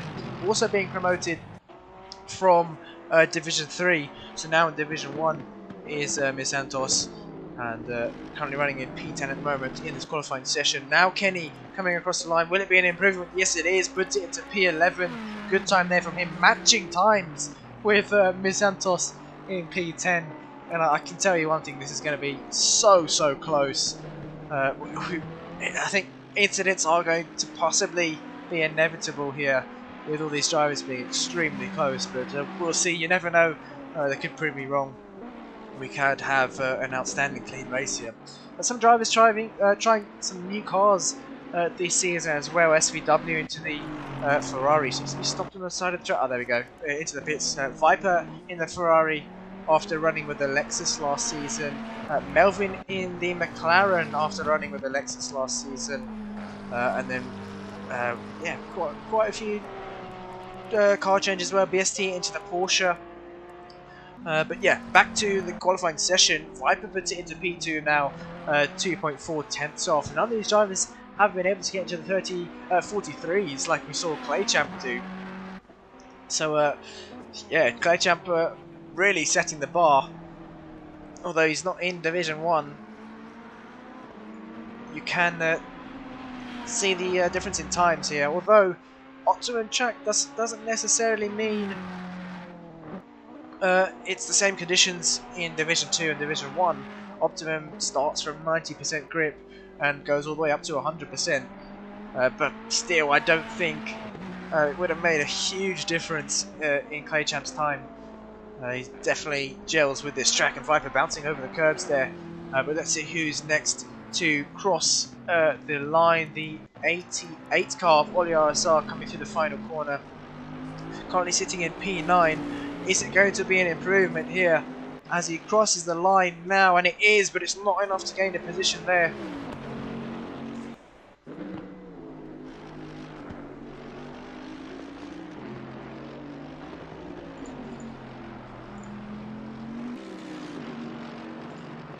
And still, yeah, P9 for Oli RSR. We've got the 112 car, 117 car, sorry. Not 112, Euphoric State putting it into P3. That's Kingy and Euphoric State displacing Viper down to P4 then. And look how close it is between Bubbles and Kingy. The 2 Bentley drivers, just 300ths separating them now. And we go down to the next driver who's going to cross the line. Is number 5 car. That is Baptista, who's down in P7 at the moment. But he crosses the line. No improvement there for Baptista. And he may have, yeah, he will have one more lap after this to improve.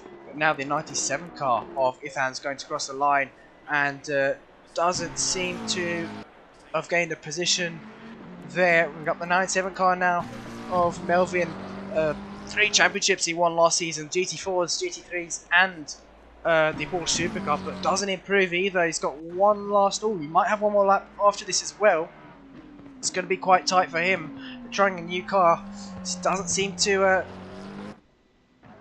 have as much pace as he did in the Lexus. I could be mistaken, but the competition this time around is so much more difficult. It's definitely not easy, and the McLaren could gel better at different tracks. You don't know really. It's first round of the season. We can see anything happening here. And the number 88 car, then Oli Arsar crossing the line. No improvement once again from Oli Arsar, but it's going to have this last lap to improve. They've got the 117 car of Euphoric. Just 2 tenths he needs to find to stick it on pole position, and he crosses the line. What is it going to be? No improvement there from Euphoric State. And then the number 5 car now of Baptista coming through the penultimate corner.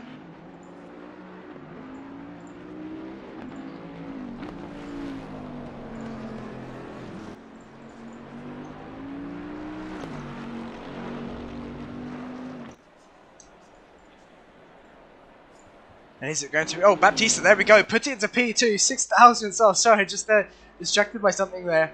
And wow, that's very, very close at the top between those two. And Baptista still has one more chance to improve it. He only needs to find 6,000. So that could be just a fraction later, or a fraction earlier on the throttle, a fraction later on the brakes. Could find him that time. And we'll just wait to see. 971 car of Melvin did cross the line. That's his qualifying session over. Doesn't think he's going to improve here. So Melvin down in P7. Next car on a valid lap is the number 15 car. Where is that? That's Hoshi down in P15. So matching his car number. Trying out a new car as well this season. And he crosses the line with an improvement. There we go. Puts it up into P11. A good lap there from Hoshi. And now we've got the number 9 car of Lely in a new car as well. Just 3 tenths off. And that's P6 there for him. Now we've got the 117 car, I believe. Euphoric State's last chance to improve. Let's see, coming up towards the final corner now. This qualifying session is extremely close. Is he going to be able to improve? And he crosses the line. He does improve, but it's not enough. Look how close the top 3 are. It's just not enough for Euphoric State to gain the position there. The last car out on track.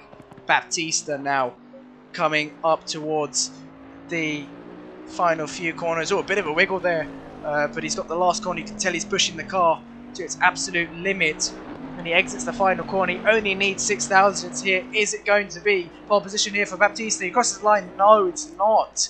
So Bubbles then taking provisional pole, saving his tyres. That's really going to help him for this race. Baptista lining up on the front row with him. Kingy and Euphoric State lining up on the second row. But there we have it, your qualifying session.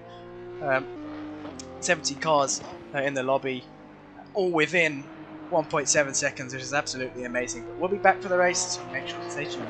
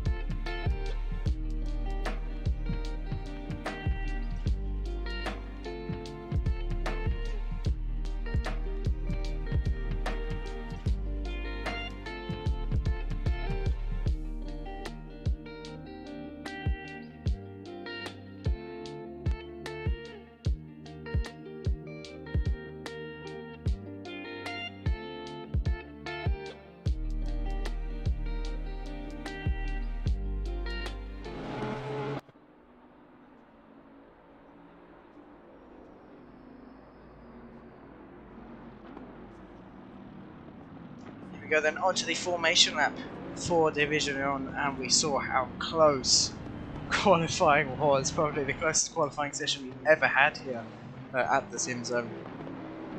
We had like I believe it was the top 10 all within a second of each other, and the top 2 just separated by 6 thousandths, and both of them being Bentley drivers. So 3 Bentleys actually securing P1, P2 and P3 in that qualifying session.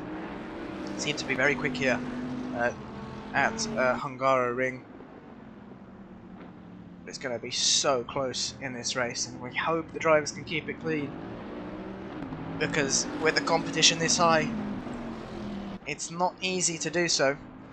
But they have to understand it's an hour race long here in Division 1, and with 1 mandatory pit stop, different to Division 2, where we do have a pit window now in Division 1. So it opens when the timer on the top right hand corner of your screen hits 40 minutes, and it closes when it hits 20 minutes. So it's open for 20 minutes in the middle of the race, and the drivers have to refuel. Refueling time is fixed, so that means no matter how much fuel they put in, it will be a 25-second pit stop no matter what, unless they opt to change tyres. So if they change tyres, that adds an extra 5 seconds to their pit stop. So we could see some interesting strategies going on here, with it being so hard to overtake at Hungaroring. We could see some undercuts going on where drivers don't change tyres and end up ahead of the car they are battling with. And it is a shout if you're struggling to get past someone, but we'll have to see what the drivers do. It's all up to them here in Division 1.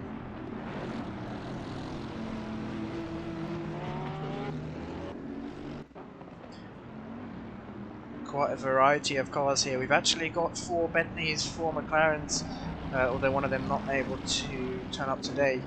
4 Bentleys, 4 McLarens, I believe 4 Ferraris, and yeah, and then a few mix of cars. We've got a few Audis in there. Zeus, they're in P8 at the moment in the 678 Audi, and we've got an Aston Hoshi in P11. But here we go, drivers rounding the final corner now for the first Division 1 race this season. They have been away for sim racing for quite a while, but here we go. And we're going to go greeners across this line now, and we are green. Bubbles off to a good start. Baptista likewise. Both the Bentleys off to a very good start, but Euphoric State in the Porsche, very good acceleration there, already trying to challenge for a position. He's going to have a look up the inside. Euphoric State up into P3 already. Kingy losing a position off the start. Baptista seems to be still there.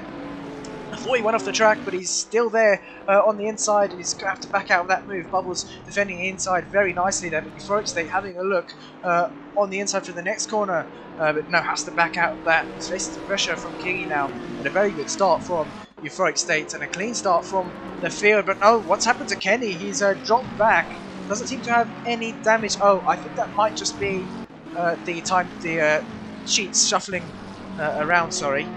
There we go, so no, he is still in P12. The 97 car though, Ethan, has lost quite a lot of time there. No damage on his car, but yeah, has lost quite a bit of time there. Using a new car this season, so maybe just getting up to speed with that. But Bubbles still leads this race, followed by Baptista. Then Euphoric State in P3, Kingy in P4. Look how close the field is still. Although usually is the case in the opening lap, the whole field is pretty much bunched up together here. And Lely, you can see there in P6 in the Mercedes. Losing a bit of time to Zeus out in front. He's using the Mercedes for the first time. The qualifying session was very close. He wasn't actually off pace at all. Used the Bentley last season. So another big car there for him this time around. But he's got Viper very close behind. Viper has dropped down quite a few positions, I think. From his qualifying position, started in, let's double check where he started. Started in P5, so he's down in P7 already, losing 2 positions off the start. And Bubbles already opening up his lead to a second, but that would possibly due to Baptista having to defend against Euphoric State in the early stages of this race. Kingy dropping back slightly as well to this pack. He's being hassled by Seuss in that very bright Audi. I actually love that livery from Seuss. A nice blue there. You don't usually see that colour on most of these cars, but it's good to see. Seuss rocking a nice livery there. Currently sitting in P5. Lenny it's got quite some competition here. You can see Viper, Melvin and Nisantos close behind. Melvin, not the best start to his race. Qualified in P7, so he's already lost a position. He's getting used to this McLaren, so might not be the track for the McLaren, but we'll see how he does. I think it's just damage limitation here for this time round. Only the opening season, and there is a drop round, so drivers will drop their worst score here. A thing we didn't have in the previous seasons, but it allows for people who miss around due to unforeseen circumstances to still stay in the championship battle. But back to the race lead. Bubbles loses some time now to Baptista. Baptista's opened up a slight gap to Euphoric State behind, so he's been able to concentrate on the cars in front, on the car in front, just Bubbles in front there. So he's trying to reel him in now. We'll see what the delta is once they cross the line. It is, oh, it's increased slightly there. So Bubbles responding, and Euphoric State now dropping back into the clutches of Kingy, coming down towards turn 1. Kingy off to a very good start here, although lost the position to Euphoric State.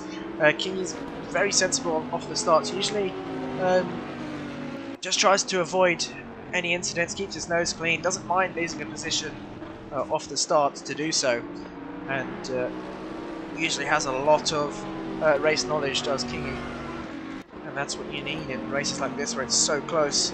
All comes down to consistency, and consistency, track knowledge, and racecraft as well, which is a huge factor in Division 1. But now looking further down the field, there's so many battles going on. You can see the map, the track map in the bottom right hand corner of your screen, how closely bunched the cars still are.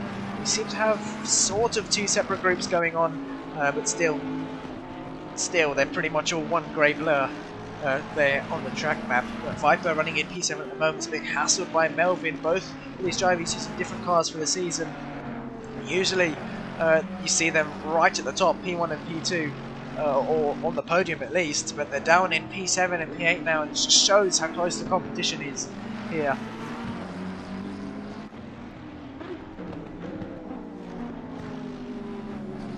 And here we go, coming down to the final corner. Viper's going to hold on, but last season Melvin obviously winning the championship, and Viper finishing in P3 in the championship, so running in P7 and P8 not really where you'd expect them to be running, but we shall see what happens. Euphoric State, you can see the delta very, very close to Baptista there on the exit of turn 1, so they've caught him back up, and Bubbles pulling away slightly there, now managing to extend his lead.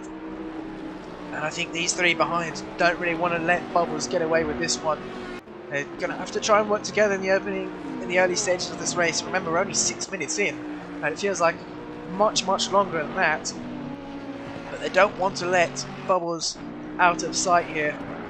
Otherwise, they're going to have a tough time catching him back up. And like we said in Division 2 as well, it comes down to pit stops. We saw some drivers not having the best pit stops, either that being not stopping in the box correctly or slowing down too much for the pit entry. Can cost you a number of seconds, and that's a big slide there for Euphoric State, and he's going to lose the position there to King. You know, he doesn't, he manages to hold on there, so good job from Euphoric State, caught the slide just in time, but that does not bode well for the rest of this race. And I think he was just pushing the car a bit too much there, but King not able to capitalise. King is just going to sit here behind Euphoric State, I think, for as long as he can. Doesn't really want to go for a move just yet, because Seuss is right up his rear bumper, and any move that King makes is going to open up the door the Zeus. And we saw a similar thing in Division 2, where the drivers are so close together they can't really go for an overtake when you have a car so close behind. Kingy having a look up the inside there, tried to follow Euphoric State as Euphoric State tried to break the slipstream on the start-finish straight. But obviously not going to do a huge amount. We know that Porsche is very slow, slower compared to some of these other cars down the straights, but the acceleration you have in that Porsche and the cornering ability is unreal to Euphoric State.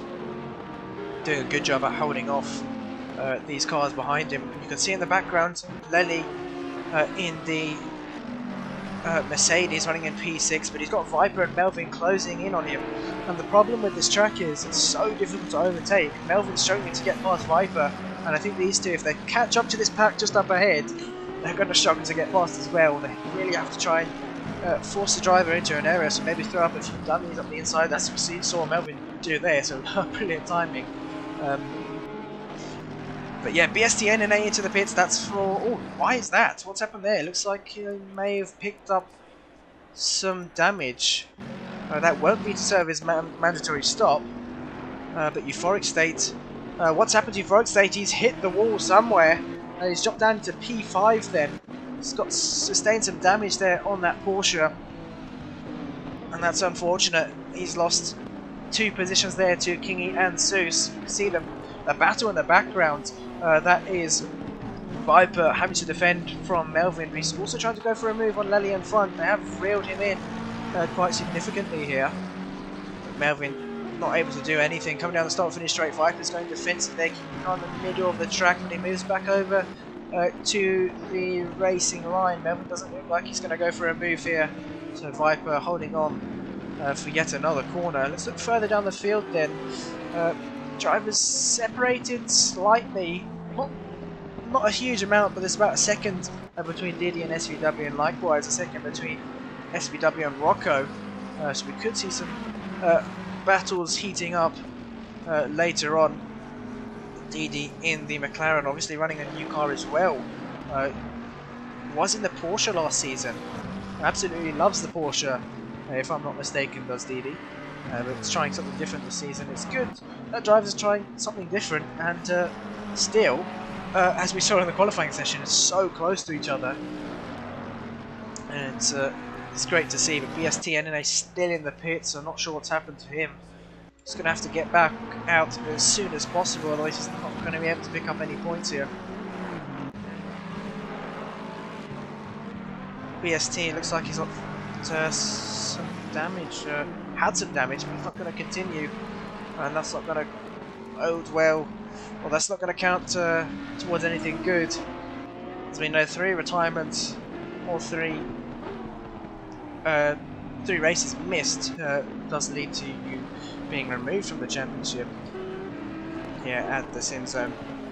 Back to this battle for P3. Kingy, now that he's got away, and now that Euphoric State made that mistake, he's clean air pretty much. He's going to try and close the gap now to Baptista and Bubbles in front, but he's got a long way to go. 2.7 seconds there to Baptista in front. Zeus now being hassled by Euphoric State. Euphoric State, even with that damage, has been able to keep up with Zeus here. And just shows how talented these drivers are. They can drive through this damage and still keep up, still keep the pace that they had even when their car was in pristine condition.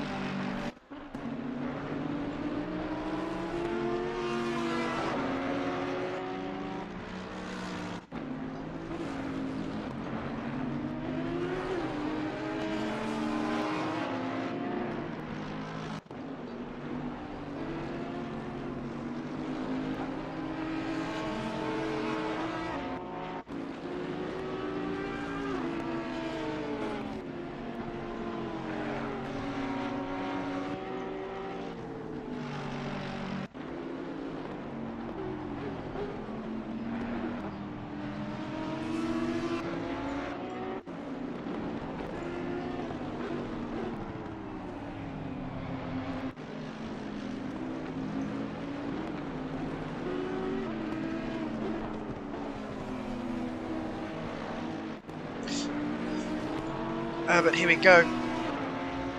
Sue's still holding on to P4 here. Euphoric State very, very close behind. You can see in the background as well. Lely now being hassled by Viper. Melvin has dropped back about a second and a half now to these two. So he must have made a mistake somewhere. You see, because the last time we checked them, Melvin was right in the back of Viper's Ferrari, but he's definitely lost some time there. Now Lely going to have to defend his position from Viper. The Ferrari, quite a good car here at Hungaroring, pretty much an all-rounder, as we know. A mid-engine car is the Ferrari, and a front engine is the Mercedes, but the Mercedes is also quite a good car at Hungaroring as well. It's just getting used to the car. Lely's been in the Bentley for so long. I think it's going to take him some time to get back to where he was with the Bentley. Looking further down the field, we've got a battle going on for P12. Rocco now facing some pressure from SVW. Rocco sitting in P12, just 1.6 seconds back to Deedee in front. You can see that Deedee just exiting the chicane. He's still really catching up to Deedee now. I think the gap was... Actually, no, Deedee might have extended his gap slightly. We'll keep an eye on this delta, actually. I don't quite remember what it was before. But Deedee obviously running a new car, doing well in the McLaren. The McLaren's possibly one of the quickest cars here. And good to see BSTNNA back out on track. He's going to be picking up some points. So respect to BSTNNA, props to him for continuing after his damage. But obviously any points count towards the championship. That can help you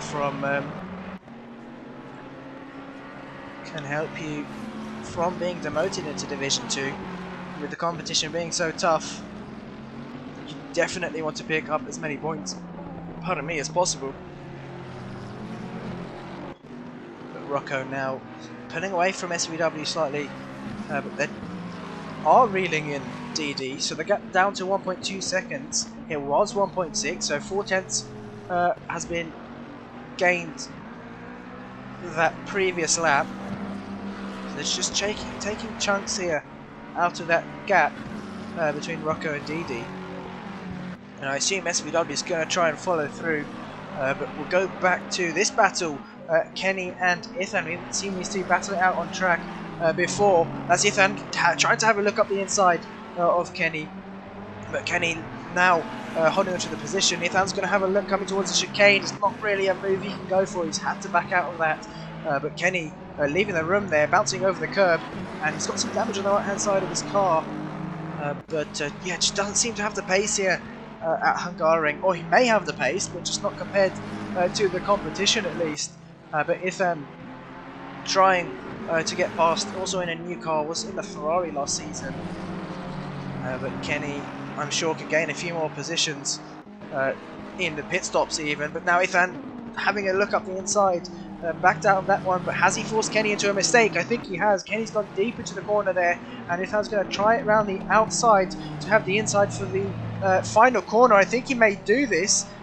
He's going to be on the inside for the final corner. Yes, he is. And he's going to poke a nose up the inside. Kenny's going to have to leave the room, and Ethan's got the job done. What a move there from Ethan. Planned that so effectively, and just got the move up the inside. As you can see there, had a nose up the inside. Kenny had to leave the room, and Ethan couldn't go anywhere. But Kenny trying to go with an immediate reply then to turn one. No, had to back out of that. Don't think he was close enough, but this has allowed Hoshi, look in the background, has caught up to these two, and he's now right to the back of his pack, so could be in contention for gaining a few positions here if these two trip over each other. Kenny now having to defend from Hoshi,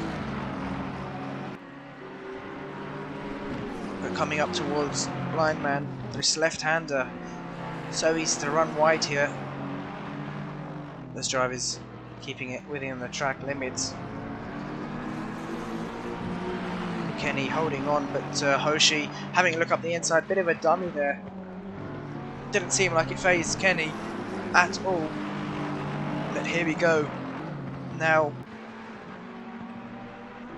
Kenny having to defend from Hoshi. Kenny hasn't really, he hasn't been able to catch a break here. He had to defend from Ithan earlier on, and now from Hoshi. But Ithan has pulled away from these two. You can see they're quite far ahead now. Hoshi's going to have a look up the inside. I think he's got enough of his car down the inside there. A bit of a wiggle there. I think he thought about backing out of it, but Kenny left the room.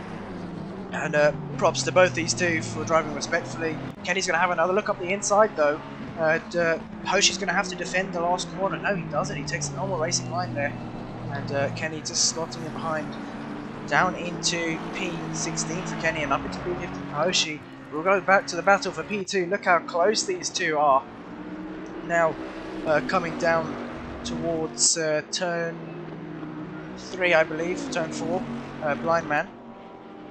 The two Bentleys battling it out here for P2. King is reeled in Baptista. We saw the gap was about 2.7, 2.6 seconds the last time we checked these two. And King is on a mission here to gain that position. Bit of a rhyme there for you. But 4/10 is the gap between these two. And I'm sure if these two keep battling, you can see in the background Seuss and Euphoric State are going to be catching up to these two as well. Euphoric State qualifying in P4. He's currently running in P5 now, so losing a position overall. Not too bad for Euphoric State, although that damage looks nasty. It doesn't seem like it's hindering him too much here. Seuss is doing a good job as well at defending from Euphoric State. Porsche's going to have the advantage in the corners, these twisty tight sections, and Seuss is slightly wide there through the final corner. And look how close Euphoric State has got. He's going to have a look. He's going to tuck in behind Seuss here. Seuss going very, very defensive. I believe trying to break the slipstream. He's only allowed to make one move there. And there we go, sticks to the racing line now. And takes a slightly different line to Euphoric State into turn 1. That's going to compromise his exit. Euphoric State very, very close. And I know, I've driven the Porsche around this track, how late he can brake coming up towards this left-hander here. But he's got no room on the inside there. Seuss blocking him, or defending, I shouldn't use the word blocking, defending, covering off the inside there very well against Euphoric State. There we go, pit window is now open, so drivers can pit in this pit window. Who's going to be the first one into the pits will be the question. I assume Euphoric State, oh, with a bit of a slide there, I assume he may want to pit very soon in order to try and undercut Seuss here. He knows he has the pace advantage. The tyres may be dropping off slightly. I mean, we're only 20 minutes into this race, so they should still be hanging on, but with the amount of sliding Euphoric State's been doing, their rear tyres are going to be quite warm, and they may even start to lose more grip as the PSIs go up.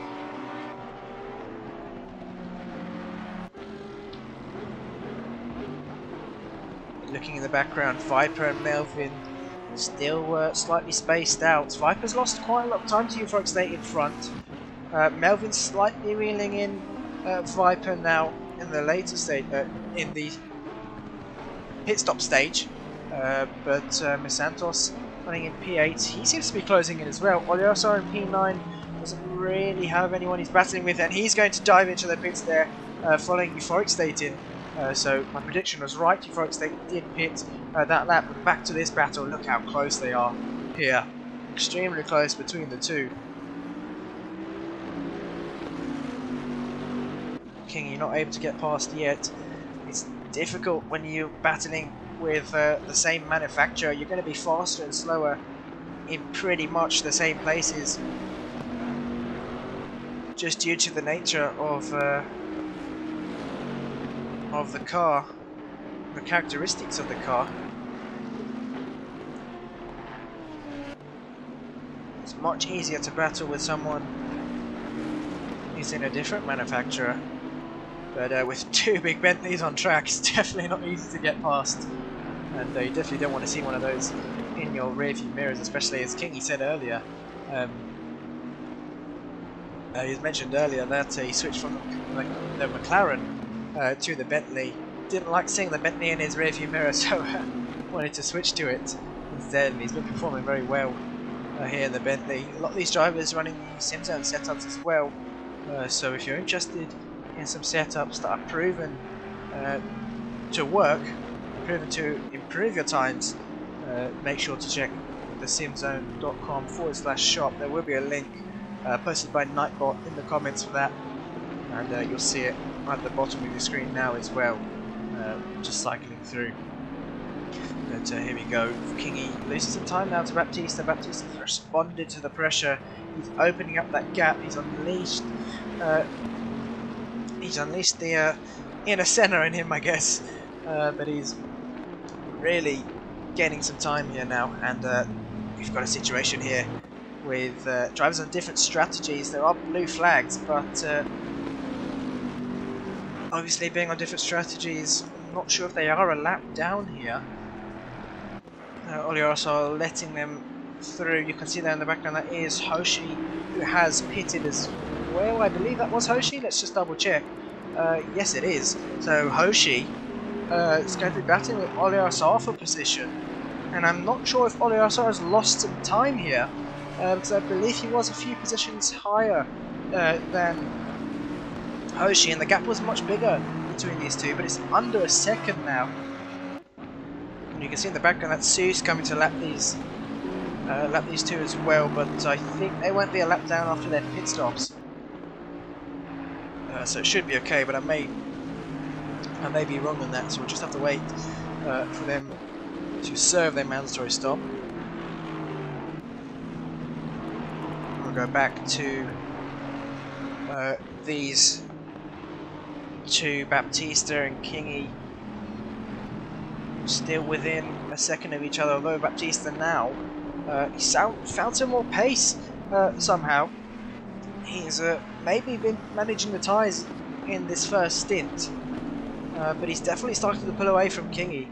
Gap now 9/10 between the two, and Baptista may not even change tyres this race. We shall see. This is his first race in Division 1, so he's going to be new to the pit stops here, but I'm sure he served mandatory pit stops before, and the gap's actually come down now between these two, 6/10. So seems like Baptista struggling through that final corner. Now down towards turn 2. Blue flag still being waved. I believe that may be for Hoshi in P16, but Sue's not very close at the moment to him. Let's have a quick look at them actually. Hoshi down in P15. Oh, P15 at the moment. Oh, looks like DeedeeTKU has repaired his damage as well. It's probably wise to do, but as a result, he's come out behind Hoshi, so some lengthy repairs there for DeedeeTKU. And Hoshi, yes, I believe he has let Zeus through without any time loss. I believe so. That was quite quick. We didn't even see it. Didn't even see it there. But back to this battle. Kingy losing some time once again in this final sector, I think, or sector 2 actually, where he loses a few tenths and then he gains it in sector 3, these final few hairpins.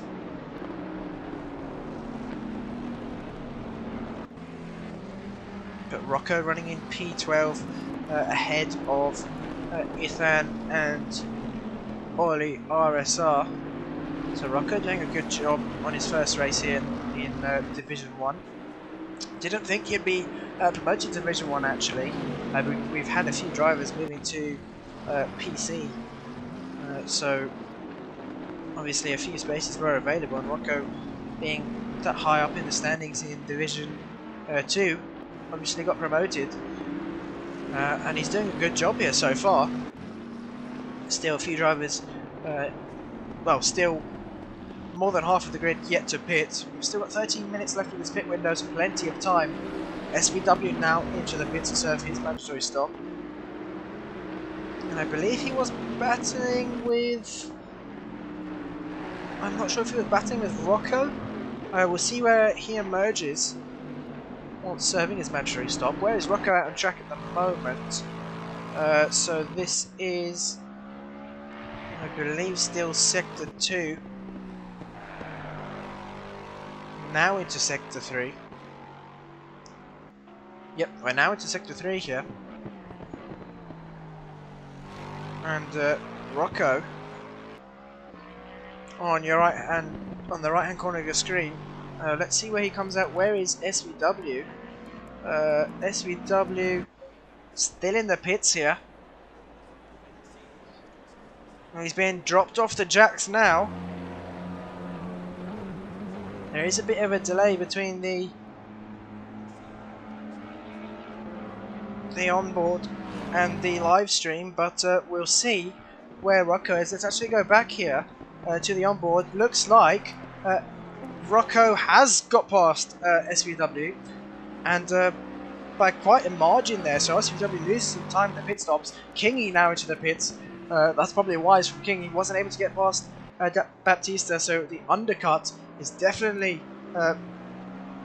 on the plate here for Kingy.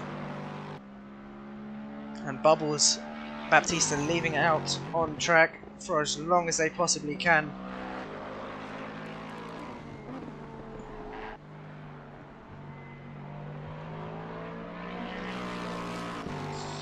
Jan saying that both Porsches in the back, like in real life. Yeah, unfortunately, Foxtec was doing well. He qualified very high up in the order, but unfortunately, got some damage there on the car, and he's dropped down now in P16 after repairing that damage. But Dad was saying best lap time. You can't check the lap times during the race on PlayStation, unfortunately. We don't want to crash the lobby. There is a bug with the timetables here, so we're going to leave that for now. There's no point for fastest lap here on console anyways. There is a point though for pole position, so pretty much fastest lap in qualifying.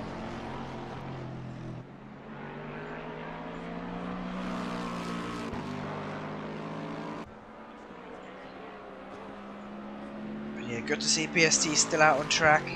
The cars have spaced out slightly. This always happens in the pit stop stages, but it's all down to once everyone has served their pit stop. Just 10 minutes left to go of the pit window, and we've still got 9 cars left to pit. Oh, 8 cars left to pit. Baptista now into the pit, so let's see where he comes out in comparison to Kingy. Kingy has still got a bit to go, but Baptista's only just gone into the pits. He hasn't even stopped in the box yet. Let's see how long it takes for him to... I don't think you can see when he gets raised up on the jacks. So he'll be stopping. Yeah, I assume he's up on the jacks already. But Zeus now gets promoted into provisional P2.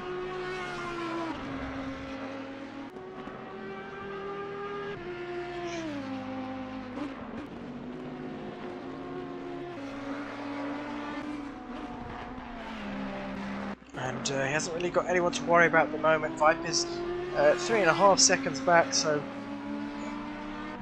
a big enough buffer for Zeus not to worry. Definitely can't rule out Viper at the moment. So Kingy out the is coming down the start-finish straight now, and he's got past Baptista. There we go. So the undercut definitely worked, and Baptista losing quite a few seconds there to Kingy. Is it about 5 seconds or so? If it is, then we know that Kingy hasn't changed tyres, and Baptista has. So we'll see what the gap is across the next sector line, and the tower will update for us. Kenny now into the pits for his mandatory stop. Let's see what the delta is. It's about 2 seconds, so maybe not. So they probably both changed tyres. It was maybe just a poor stop for Baptista. The second here or there. It's just down to not stopping in the box correctly or even pit entry. But there we go, race leader now into the pits as well. So Bubbles into the pits for his mandatory stop. Where has Kenny come out after his mandatory stop? There we go, that is Miss Santos, I believe. And he's going to let Miss Santos past. There we go. So I believe Miss Santos a lap ahead of Kenny here. Shouldn't be the case once they serve their mandatory stop. Lely now likewise into the pits.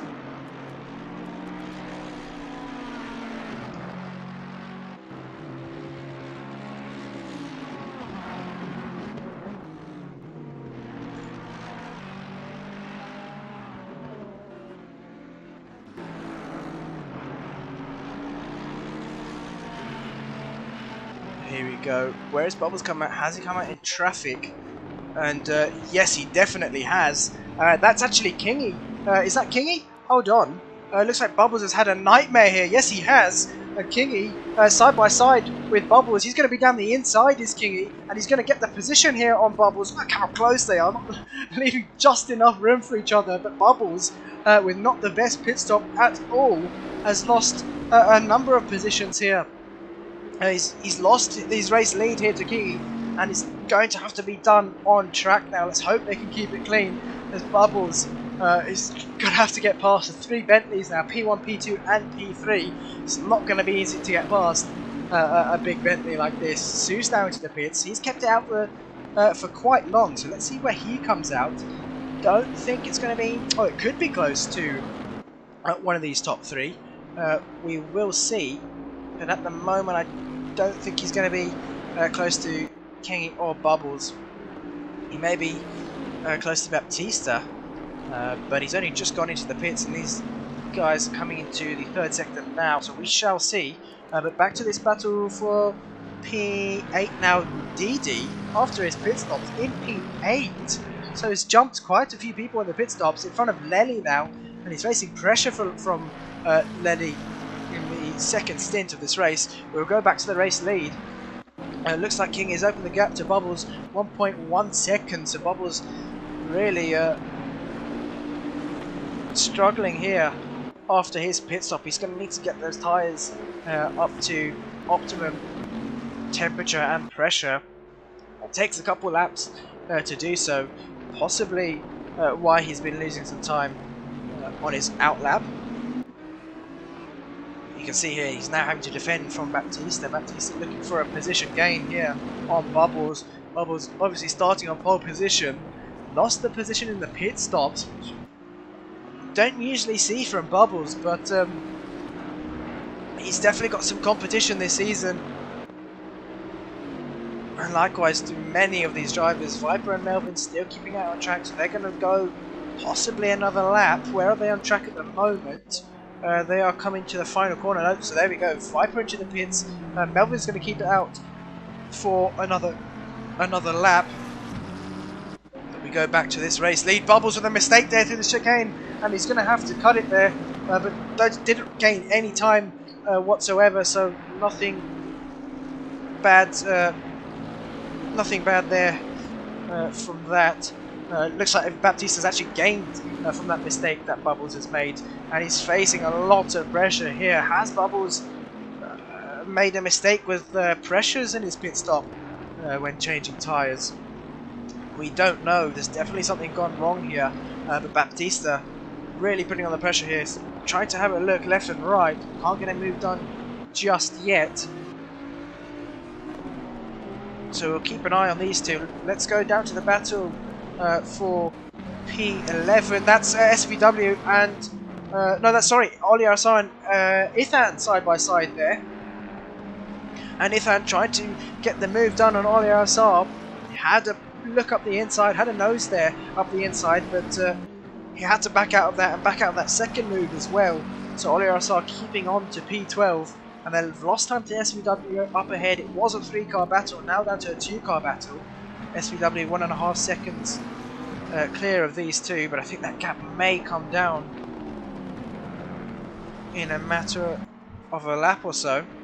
You see in the top right hand corner of your screen that would be Baptista behind Bubbles. Let's see if we can get that. Oops. Let's see if we can get that bigger on our screen there. There we go. So Baptista trying to pressure Bubbles for P3.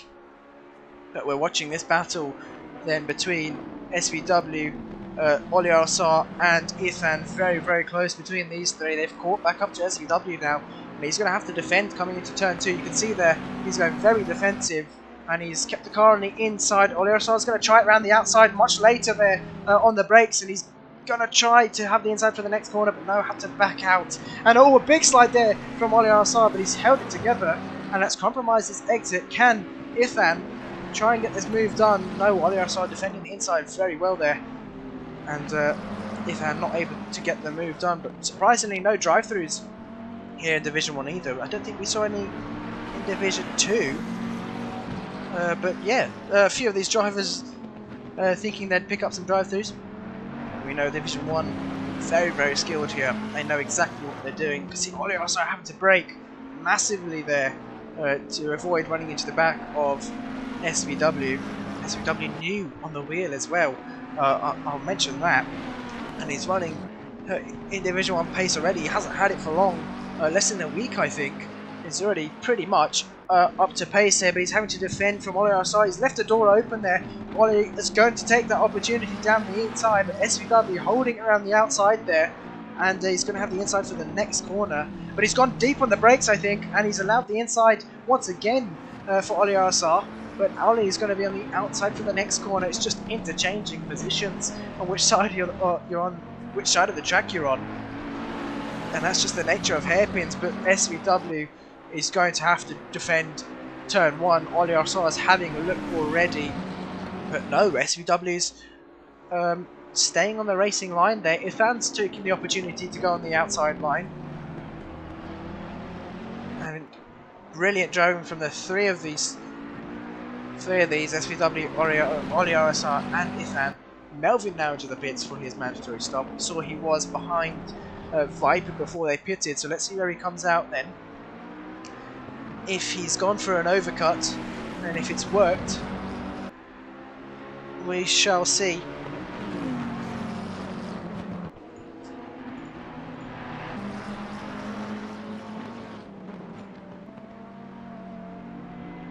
Here we go, Oliarasar so close to SVW. I think he made a bit of contact there, I'm not sure, it might have just been the camera angle. But he's had to look up the inside into the chicane, leaving each other just enough for a bit of door rubbing between the two, and a mistake from Oliarasar, and he's lost their position there to SVW. I think that was just a racing incident between the two, really unfortunate to see.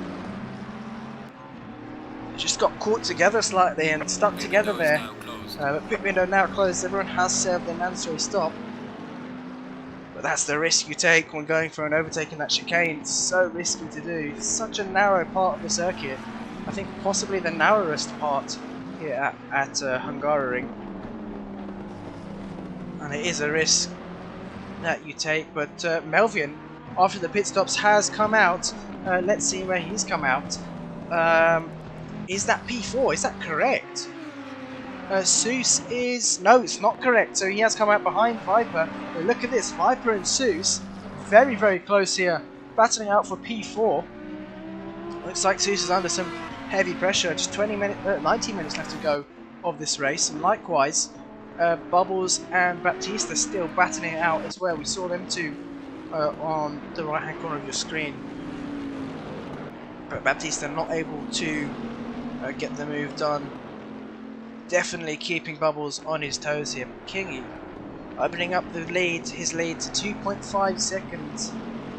Didn't seem like it would be possible with Bubbles breaking away early on in the race. And now the pit stops have thrown it all out the window here for Bubbles. And could potentially even lose another position to Baptista, but these two have been neck and neck. They haven't really been that close, like within a few tenths, but they've still been there or thereabouts within a second, which is something still to worry about. But Bubbles obviously not phased at the moment. Both driving the same manufacturer, and I said earlier how difficult it is to overtake someone who's in the same car as you. It all comes down to either setup or any mistakes that they make.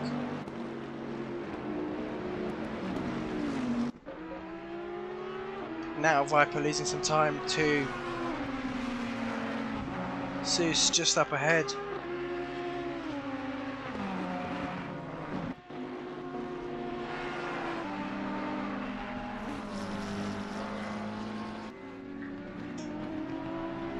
So he's managing to pull away. Gap is now 8/10 between the two. Let's look further down the field. There is another battle going on still. These two, Oliarasar and SVW, battling out for P11.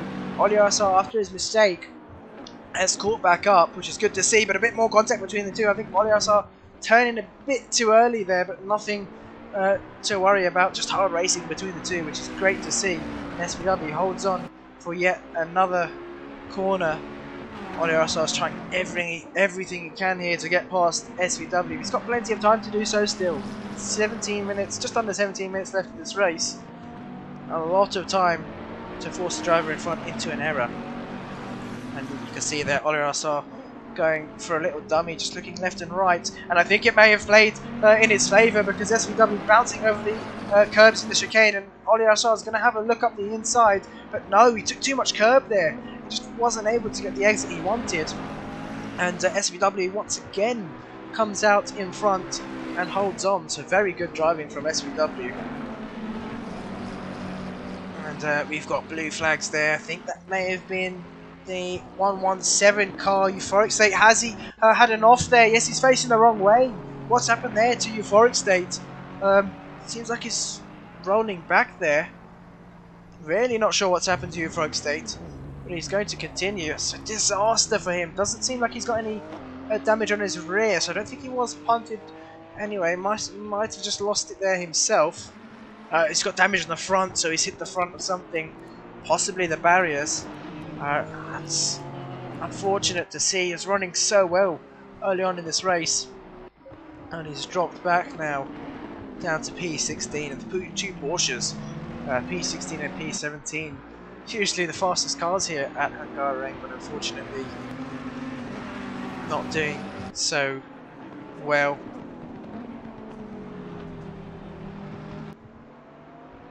Now here we go, coming through turn 3.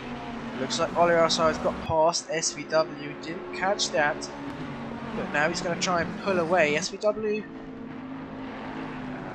is sort of keeping with him. Ethan very wide there, very fast through that blind man corner, and SVW has lost a lot of time through there. You can see the gap between Oliarasar and SVW over a second now, so SVW is struggling with that corner, it seems. And now he's facing pressure from Ethan behind. But look at the battle between Hoshi and Kenny. Looks like Hoshi bouncing over that second part of the chicane. We've seen a number of drivers do that today here in Division 1. And it really hinders your exit there. You can do it on PC, but we'll leave that aside. Console we're on at the moment, the cars don't seem to like the curbs as much. She's still holding on to P14 here.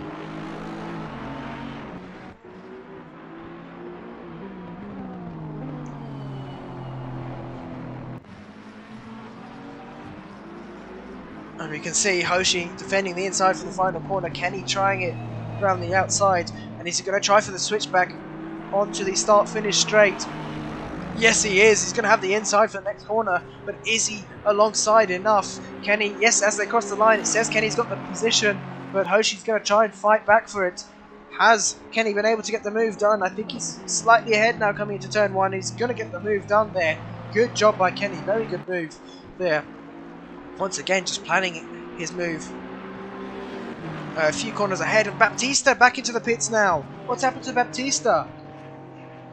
Something's happened to him. Doesn't seem to have any damage. Could it be fuel? Not sure what's happened there. It may have even been a disconnection, but I didn't actually see anyone disconnect. So something really bad is happening there to Baptista. And that's a shame, because he was running there for P3 on his first race here in Division 1. And now that promotes Seuss up into P3. Baptista back out on track, so I think it may have been due to fuel. Possibly a miscalculation there.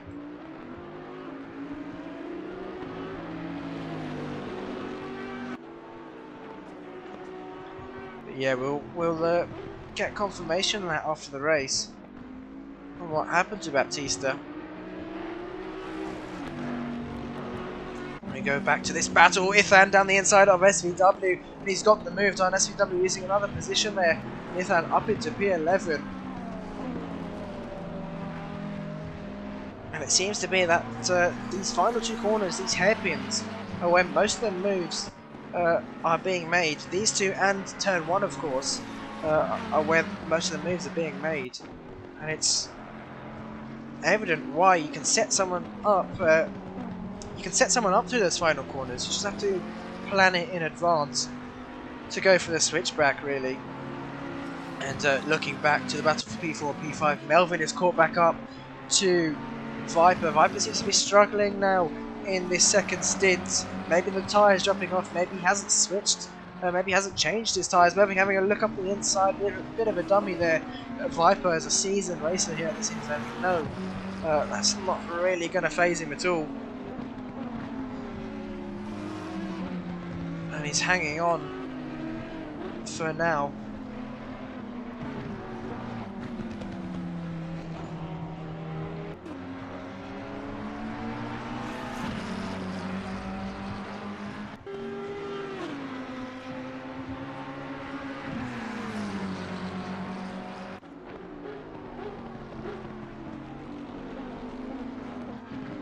But now Viper going defensive, coming into turn 1. Melvin's going to try around the outside. It's not going to work there. Don't think we've seen anyone do that move around the outside yet, unless I'm mistaken. Can't quite remember that far back into the race. There's so much that's gone on. But yeah, Melvin seems to have the pace in the second stint here on Viper, but just can't get past. And we've got a few more narrow tracks here in this season. So later on in this season, we have, let's have a quick look. We've got Zandvoort, very, very narrow track. Zandvoort. That's going to be another track that these drivers will struggle with overtaking on. Laguna Seca, very narrow as well. Nürburgring has a bit more room for overtaking, but still not the widest of tracks.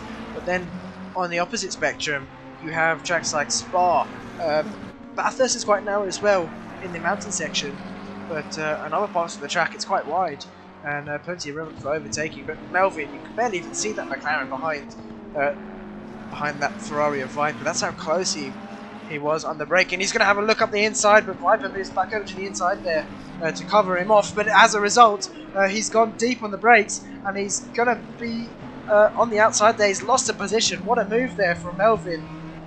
Just throwing a dummy up the inside, and it did work this time.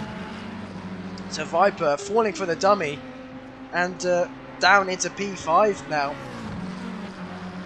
So Melvin up into P4 after qualifying in P7, so 3 positions gained since the start of this race.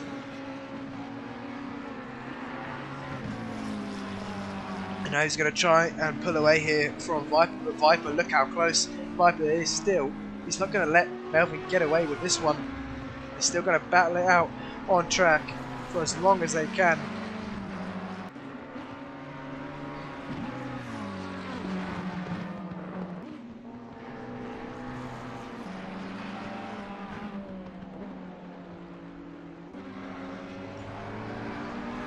No, Viper not really able to stick to the back of Melvin. He has lost some time. The gap says 6/10 between the two. It seems to be about that. May have increased slightly even. We'll see once they cross the next sector line. It should be shortly in a few corners. But these two seem to be the closest on track at the moment. And we've still got Ithan and SVW about a second from each other. And look at the gap that Kingy has over Bubbles. 5 seconds, and considering how close Division 1 was in qualifying, that's a lot of time to make up. And with 8 minutes left of the race, I don't think that's going to be possible there for Bubbles.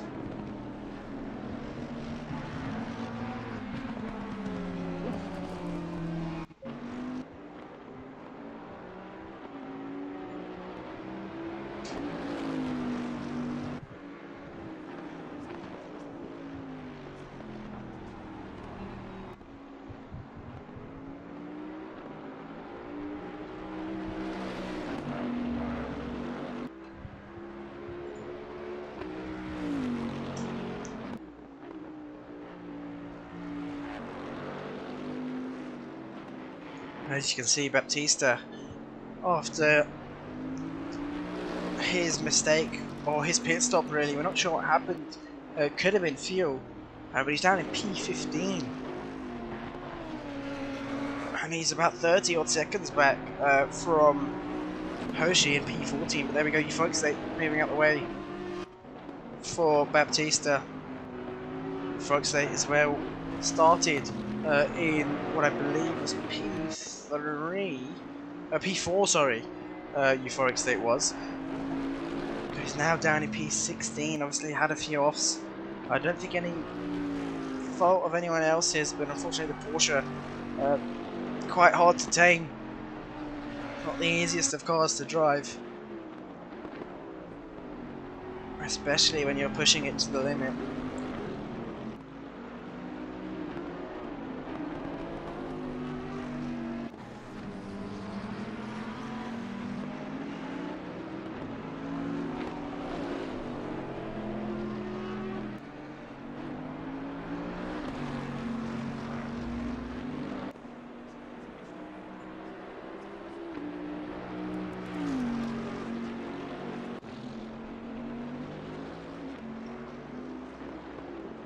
And a gap between Melvin and Sue's 3 seconds. Melvin's pulling away from Viper slightly. 1.6 seconds the gap between those two. The field slightly spaced out now, but good to see that no one's retired. Everyone's going to stay in the race till the end. And BSTNNA, who picked up quite a lot of damage at the start. I'm not sure why.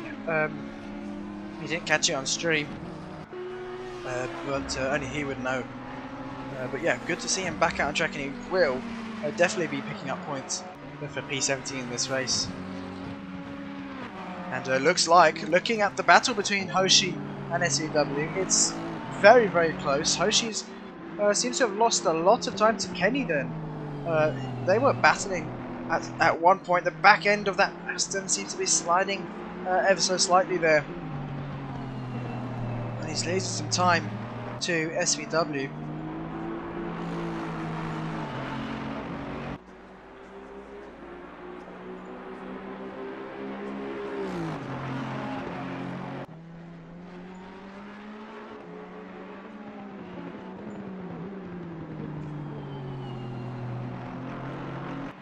Coming through turn 1, a bit of a slide there from Hoshi, now down towards turn 2.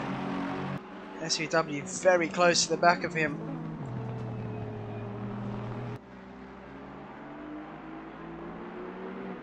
And that's one of the things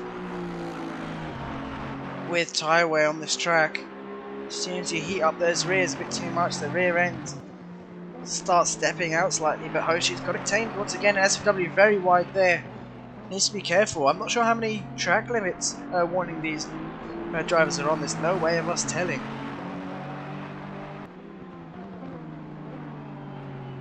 But no one yet. No one picking up the drive-through, and let's hope they don't this late onto into the race, because it's going to be very costly.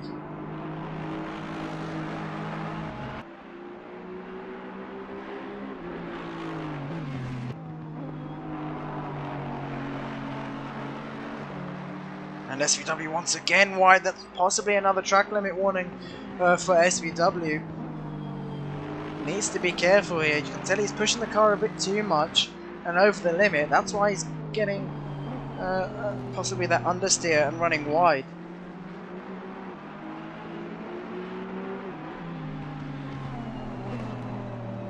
But Rocco, looking at the gap between Rocco and Lely now, that's coming down to about a second. So let's bring up the onboards. Let's see. Rocco in the bottom right, I believe, of your screen. We'll bring them up fully actually now. You see there, Rocco is definitely catching up to Lely.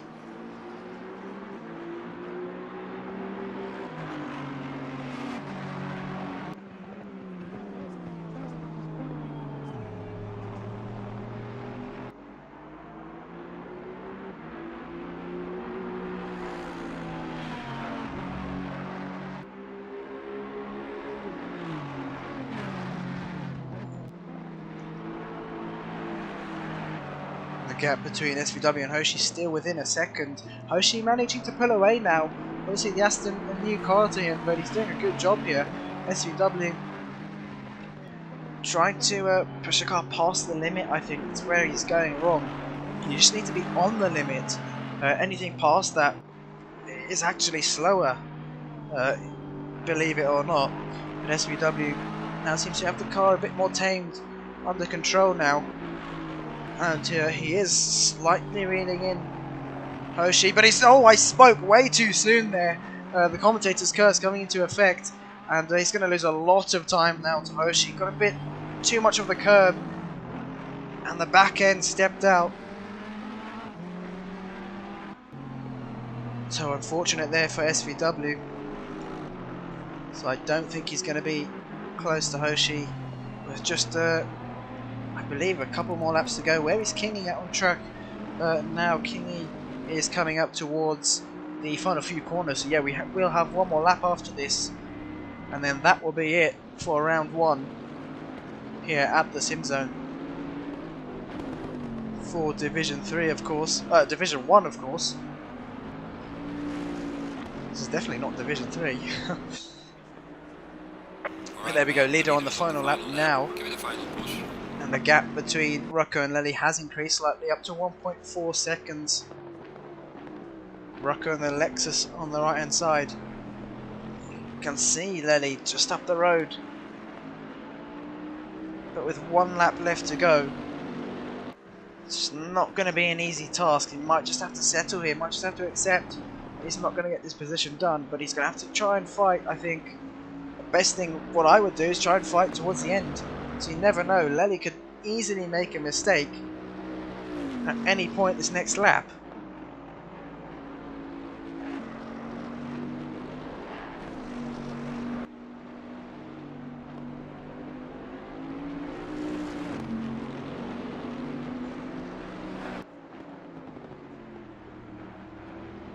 King coming through the chicane, and actually Melvin's caught up to Seuss now. The gap less than a second between the two, but they're on the final lap. They're running out of time here. Where is Kingy? Kingy is currently about to come into sector 3. So here we go, into sector 3 now. There's really not much time left here for Melvin to get this move done. Especially in the last sector, it's so narrow. But these two hairpins, we've seen loads of opportunities, loads of moves being made. The gap has actually come down between Kingy and Bubbles, but nothing really to worry about. He's only got a few more corners to go. So I think Kingy's just taking it easy. And here we go. Kingy crossing the line in P1, taking the lead of the championship here, the opening round of Season 5.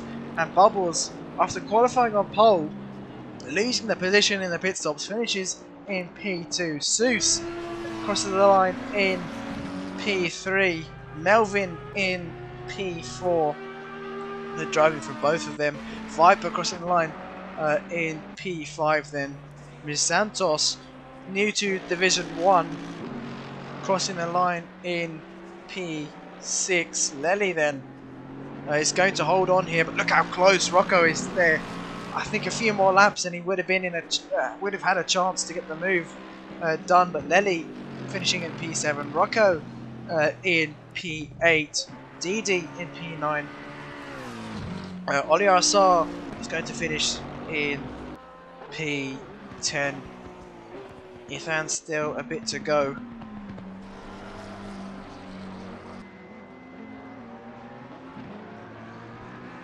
But he's going to finish in P11.